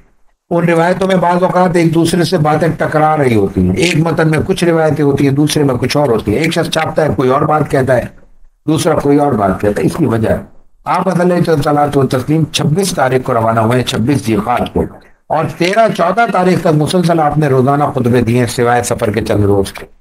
4 تاریخ سے مسلسل سب آپ نے اہتمام سے خطبہ دیا ہے۔ مدینے سے روانہ ہوتے ہوئے آپ نے خطبہ دیا۔ اس وقت یہ طریقہ نہیں تھا کہ کوئی کیلنڈر بنایا جائے گا، تاریخ اور وقت متعین کیا جائے گا۔ اس سارے سفر میں دیے جانے والے ہر خطبے کو عام طور پر راوی یہ کہتا ہے کہ یہ حجۃ الوداع کا خطبہ ہے، سوائے بعض خطبات کے ان میں یہ ذکر ہے کہ یہ 4 تاریخ کا خطبہ ہے، 8 تاریخ کا خطبہ ہے، 9 کا، 10 کا، 11 کا، 12 کا، حتیٰ کہ 13 کے خطبے کی بھی روایت الگ سے ملتی ہے۔ لیکن ان تمام چیزوں کو اگر جمع کیا جائے تو یہ سب کے سب خطبہ حجۃ الوداع کہلاتے ہیں۔ ان میں صرف چند جملے میں وقت کی کمی کے باعث عرض کرتا ہوں۔ آپ علیہ الصلوۃ والتسلیم نے فرمایا، لوگوں میری بات سنو، غور سے سنو، میں تمہارے سامنے کھول کر بیان کرتا ہوں۔ میرا خیال ہے کہ آئندہ سال شاید میں اس جگہ تم سے نہ مل سکوں۔ بلا شبہ تمہارے خون، تمہاری جان، تمہارا مال، تمہاری عزت آبرو، تمہارے رب سے تمہاری ملاقات ہونے تک تم پر قابل احترام ہے، یعنی حرام ہے تم پر۔ کہتے جیسے آج کا دن 9 عرفہ، 9 کا حرمت، تمہارے اس مہینے کی ذی الحجہ کی حرمت، تمہارے اس شہر مکے کی حرمت تم پر واجب ہے۔ جس کے پاس کوئی امانت اسے چاہیے وہ امانت رکھنے والے کو دے دے، جس کی امانت اس کو لوٹا دے۔ زمانہ جاہلیت کا ہر سود ختم کیا جاتا ہے، اصل مال تمہارا حق ہے، نہ تم ظلم کرو گے اور نہ تم پر ظلم کیا جائے گا۔ اللہ نے تم حکم دیا ہے کہ اب کوئی سود نہیں ہوگا، اور سب سے پہلا سود جو میں ختم کرتا ہوں اس کا آغاز میں اپنے گھر سے کرتا ہوں، میرے چچا عباس بن عبد المطلب کا سود ہے۔ حضرت عباس زمانہ جاہلیت میں سود کا کاروبار کرتے تھے، ان کا بہت سود تھا جو لوگوں پر واجب تھا۔ آپ نے کہا یہ سود کے حقدار نہیں رہے، آج سود ختم ہو گیا، گھر سے قربانی دے رہے ہیں آپ علیہ الصلوۃ والسلام۔ یہ مسلسل میں مثالیں دے کر عرض کروں۔ اسی طرح زمانہ جاہلیت کے سارے خون معاف کیے جاتے ہیں، اور سب سے پہلا خون معاف کرنے کی جو میں ابتدا کرتا ہوں وہ عامر بن ربیعہ بن حارث بن عبد المطلب کا خون ہے، جس نے بنو لیث میں دودھ کیا تو آپ کے خاندان کا پڑتا۔ حارث بن عبد المطلب ظاہر ہے کہ آپ کے گھر کا فرد ہوا۔ اے لوگوں، شیطان اس سے مایوس ہو چکا ہے کہ تمہاری اس سرزمین پر کبھی اس کی پرستش کی جائے گی، لیکن وہ اس بات سے خوش ہے کہ عبادت کے سوا ان اعمال میں اس کی اطاعت کی جائے جن کو تم حقیر اور چھوٹا خیال کرتے ہو۔ ہم دنیا جہان کے ایسے کام کرتے ہیں، کہتے ہیں معمولی باتیں، لیکن اس کے نتیجے میں شیطان کی رضا کو ہم پورا کر رہے ہوتے ہیں۔ اور اس کے بعد کہا کہ ہر مسلمان دوسرے مسلمان کا بھائی ہے، تمام مسلمان آپس میں بھائی ہیں، کسی بھائی کے لیے کسی شخص کے لیے اپنے بھائی کا مال حلال نہیں ہے سوائے وہ اس کے جو وہ خوش دلی سے دے۔ تم اپنے اوپر ظلم نہ کرو، اور یا کیا میں نے یہ بات پہنچا دی وغیرہ۔ اس کے بعد آپ واپس آئے ہیں، واپس آنے کے بعد یعنی حج ادا کرنے کے بعد آپ مکہ مکرمہ تشریف لائے ہیں، واپسی پر پھر آپ نے غدیر خون کے موقع پر ایک خطبہ ارشاد فرمایا ہے۔ یہ وہ خطبہ ہے جس موقع پر آپ علیہ الصلوۃ والتسلیم نے 2 باتیں کی ہیں، بلکہ 3 باتیں کی ہیں۔ ایک آپ نے فرمایا کہ من کنت مولاہ فعلی مولاہ، حضرت علی کے حوالے میں آپس میں رہتے ہوئے کوئی نہ کوئی بات کسی کے مزاج کے خلاف ہو جاتی ہے، لیکن آپ نے دیکھا کہ یہ بات مستقبل پہ اثر انداز ہو سکتی ہے، تو آپ نے اس موقع پر حضرت علی کی فضیلت بیان کی، مقام بیان کیا، کہا کہ یہ ایسے ہیں جیسے میں ہوں، اور جو علی کو دوست رکھے گا وہ مجھے دوست رکھے گا، یعنی جو مجھے دوست رکھے گا اس کے لیے لازم ہے کہ ان کو دوست رکھے۔ یا ہم لفظی بحثوں میں الجھ جاتے ہیں کہ مولا کا کیا معنی ہے، فلاں معنی ہے، فلاں معاملہ ہے۔ جو بھی معنی ہو، رسول اللہ صلی اللہ علیہ وسلم نے یہاں جب حضرت علی کو مولا کہا ہے تو یہ عزت کے لیے کہا ہے یا تحقیر کے لیے کہا ہے؟ سیدھی بات ہے، عزت کے لیے کہا ہے، احترام کے لیے کہا ہے، مقام و مرتبہ بیان ہو رہا ہے۔ تو جو بھی معنی کریں اس میں معنی میں ذہن میں حضرت علی کی عزت ہونی چاہیے، احترام ہونا چاہیے، لفظوں سے ہمیں بحث ہی نہیں ہے۔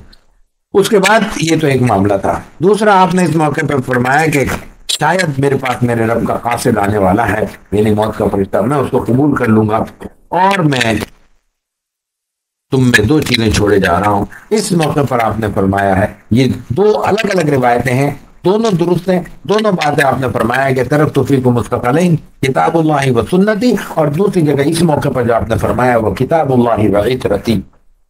یہ روایت واضح ہے، صاف ہے۔ آپ نے فرمایا کہ میں تم میں 2 چیزیں چھوڑے جا رہا ہوں، اللہ کی کتاب اور اپنے اہل بیت۔ پھر آپ مدینہ طیبہ تشریف لائے ہیں، تو پھر حجۃ الوداع کے 3 ماہ کے قریب آپ مدینے میں مقیم رہے ہیں۔ ربیع الاول کے قریب آپ کو شکایت ہوئی ہے، تکلیف ہوئی ہے، بخار ہوا ہے، پھر تکلیف بڑھتی چلی گئی ہے، اور ظاہر ہے کہ وقت آخر آ چکا تھا، تو آپ علیہ الصلوۃ والتسلیم نے وصیتیں کرنا شروع کی ہیں، مختلف خطبے ارشاد فرمائے ہیں، مختلف موقع پہ تقریریں کی ہیں، انفرادی طور پر بلا کے بھی ہدایات عطا فرمائی ہیں، اور آخر میں آپ نے ایک خطبہ دیا ہے، اور وہ خطبہ آپ کا کئی نشستوں پر مشتمل رہا ہے. آپ نے کہا ہے بلکہ کہ میں یہ بعد میں بھی بات کہوں گا. اس موقع پر آپ میں آنے کی ہمت نہیں ہے تو آپ نے پانی ڈلوایا ہے. آج بھی بخار کی عدت کو اور شدت کو دور کرنے کے لیے پانی ڈالا جاتا ہے، نہلایا جاتا ہے مریض کو. رسول اللہ صلی اللہ علیہ وسلم نے کہا ہے کہ مجھے پانی ڈالا جائے، اور آپ نے 7 مشکیں پانی کے اپنے اوپر ڈلوائی ہیں. اس کے بعد پھر آپ نے خطبہ دیا ہے، اور اس موقع پر آپ نے حضرت ابوبکر صدیق رضی اللہ تعالیٰ عنہ کے گھر کی طرف اشارہ کر کے، جو بھی آج بھی باب ابی بکر کے ساتھ لکھا ہوا ہے خوخ ابی بکر، کہا ہے کہ ساری یہ کھڑکیاں بند کر دی جائیں الا خوخ ابی بکر، سوائے ابو بکر کی کھڑکی کے. مسجد نبوی میں اس وقت 2 نشانیاں نمازی کی موجود ہیں. قبلہ رخ حضرت عباس رضی اللہ تعالیٰ عنہ کے گھر کا پنالا، وہ نشان موجود ہے. یہ غیر معمولی ایک چیز ہے. حضرت عمر رضی اللہ تعالیٰ عنہ نے اس سے پانی آتا تھا مسجد میں، مسجد کا سامنے کا حصہ تھا. یہ سامنے والا حصہ ہے جہاں پہ معجہ شریف پہ کھڑے ہوتے ہیں. پہلے نماز ہوتی تھی، آج کل نماز پیچھے چلی گئی ہے.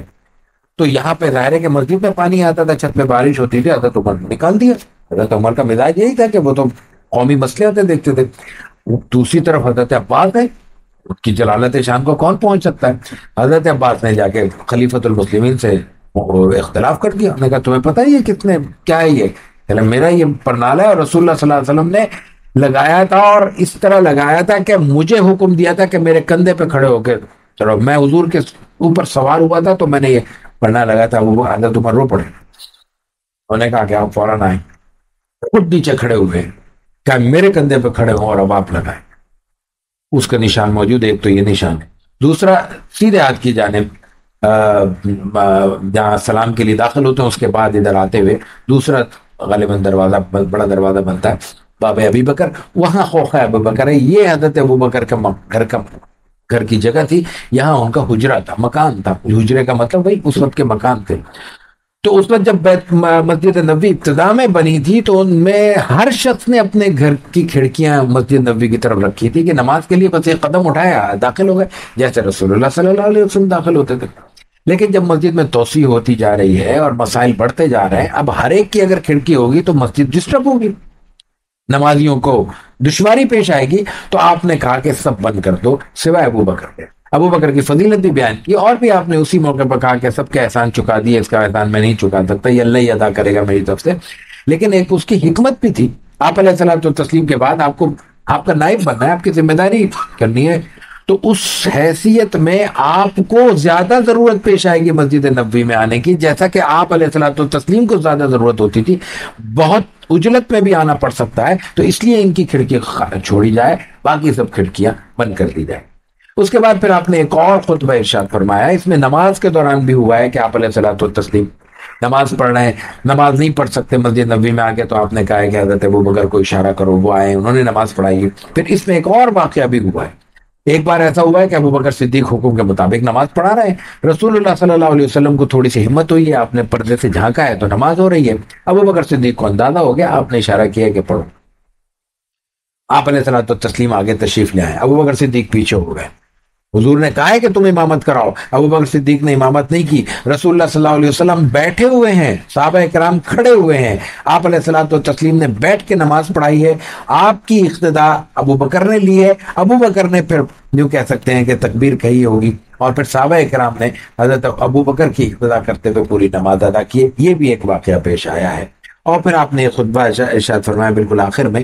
اس کے لیے آپ نے حضرت فضل بن عباس کہتے ہیں کہ مجھے کہا کہ مجھے لے کے چلو، اور اس کے بعد آپ مسجد نبوی میں آئے ہیں، مشکل سے دشواری سے آئے ہیں، بڑا ہاتھ پکڑ کے آپ کو ممبر تک پہنچایا گیا. بخار کی شدت ہے. آپ نے کہا ہے کہ جس میں اللہ کے پاس جا رہا ہوں، جس کی کمر پہ میں نے مارا ہو وہ میری کمر موجود ہے، بدلہ لے لے. رسول اللہ صلی اللہ علیہ وسلم مسجد نبوی میں صحابہ کے سامنے یہ بات کہہ رہے ہیں کہ دنیا میں بدلہ لینے سے مت آر کرو، آخرت کی گرفت سے بچ جاؤ. جس کو میں نے برا بھلا کہا ہو وہ مجھ سے آ کے بدلہ لے لے. جس نے کوئی مالی مطالبہ ہو جس کا کوئی، وہ مجھ سے پیسے لے لے. آخرت میں بدلہ نہیں دے سکتا. اس لیے کہ کوئی شخص یہ خیال نہ کرے کہ بدلہ لینے سے میرے دل میں بغض پیدا ہوگا. بغض رکھنا میری طبیعت نہیں ہے. آپ علیہ الصلوۃ والتسلیم کی حدیث مبارکہ بخاری کتاب الایمان میں موجود ہے کہ وہ شخص جنت میں نہیں جائے گا جس کے دل میں بغض ہوگا یا کسی کے بارے میں کوئی برائی ہو. آپ علیہ الصلوۃ والتسلیم تو ظاہر ہے کہ جس مقام پر ہیں آپ کے لیے تو ممکن نہیں ہے، سوچا بھی نہیں جا سکتا۔ جس کا جو حق ہے مجھے پسند ہے، مجھے وہ بات محبوب ہے کہ وہ اپنا بدلہ لے لے، تاکہ میں اللہ کے ہاں بشاشت قلب کے ساتھ جاؤں، اور میں یہ ایک بار نہیں، میں بار بار اعلان کرنا چاہتا ہوں۔ پھر آپ نے اترے، ظہر ادا کیے، پھر دوبارہ اعلان کیا، اثر کے بعد اعلان کیا، پھر خواتین میں گئے، پھر اعلان کیا ہے۔ اس دوران ایک موقع پہ ایک صاحب کھڑے ہو گئے، انہوں نے کہا ہے کہ میرے کچھ پیسے آپ کی طرف ہیں، اب دیکھیے یہ پیسے ہیں لیکن کیسے ہیں؟ انہوں نے کہا کہ حضور نے کہا کہ میں منع نہیں کرتا ہوں، دے دیتا ہوں۔ کہا ساتھیوں کا دے دو ان کو، لیکن یہ بتاؤ ہے کس موقع کے؟ حضور کو یہ خیال تو ہوگا نا کہ میرے ذمہ رہ کیسے گئے، یہ تو ہوتا ہے نا ایک ذمہ دار شخص کا۔ انہوں نے کہا کہ ایسے نہیں رہے، آپ کو وقت ایسا تھا آپ کے پاس کچھ پیسے نہیں تھے، پاس بھی کوئی ایسا شخص نہیں تھا جس کے پاس پیسے ہوں، تو کوئی سائل آیا تو آپ نے کہا اس کو دے دو، مجھ سے لے لینا، میں نے لیے نہیں۔ حضور کے ذمہ نہیں ہے پیسے، یہ بھی لے تو اس لینے والے دینے والے کی ذمہ داری ہے کہ وہ اس سے لے، لیکن اس نے تکلفاً نہیں لیے۔ جب آپ علیہ الصلوۃ والتسلیم نے اس کو بہت زیادہ حوصلہ دلایا تو اس نے یہ مانا، اور یہ اس کے لیے اس کے بعد پھر آپ علیہ الصلوۃ والتسلیم نے ان کو ادا کیا ہے۔ اس کے بعد پھر آخر میں، بالکل آخر میں، حضرت فاطمہ رضی اللہ تعالی عنہ ان کے پاس آئی ہیں، آپ کی تکلیف دیکھی ہے تو ان کو تکلیف ہوئی ہے، رو پڑی ہیں۔ آپ علیہ الصلوۃ والتسلیم نے ان کو کچھ کہا ہے، وہ ہنسنے لگی ہیں۔ تو بعد میں، اور تکلیف کے ساتھ آپ نے کچھ جملہ بھی کہا، تو بعد میں پوچھا گیا حضرت فاطمہ سے، تو انہوں نے کہا پہلی بار جب میں نے آپ کی کیفیت دیکھی اور مجھے شفقت طاری ہوئی تو آپ نے فرمایا کہ میں بس جانے والا ہوں، میرا وقت قریب ہے، بس یہ آخری تکلیف ہے، تو مجھے رونا آیا۔ اس کے بعد آپ نے مجھے کہا کہ خاندان سے سب سے پہلے جس سے میری ملاقات ہوگی وہ تم ہو، یعنی سب سے پہلے تمہاری وفات تمہاری ہو۔ تو پھر میں اس پہ مسکرا گئی کہ یعنی یہ عارضی وقفہ ہے آپ سے جدائی کا۔ تو باہر کے اس وقت پھر آپ علیہ الصلوۃ والتسلیم نے غلام آزاد کیا ہے، مال کا صدقہ کیا ہے، اور پھر آپ پھر رفیق الاعلیٰ کہتے ہوئے دنیا سے رخصت ہوئے ہیں۔ ایک روایت میں آتا ہے کہ آپ نے اس وقت 40 غلام آزاد کیے ہیں، اور اسی طرف دوسری طرف یہ بھی آتا ہے کہ ایک یہودی کے پاس آپ کی زرہ 30 سا کے بدلے، ایک سا 3 ساڑھے 3 سیر کا ہوتا ہے یہ ہم جانتے ہیں، آپ کی رہن رکھی ہوئی تھی۔ تو ایک طرف تو آپ غلام آزاد کر رہے ہیں، ایک طرف آپ کی رہن رکھی ہوئی ہے زرہ، وہ بھی غیر مسلم کے پاس، یہودی کے پاس۔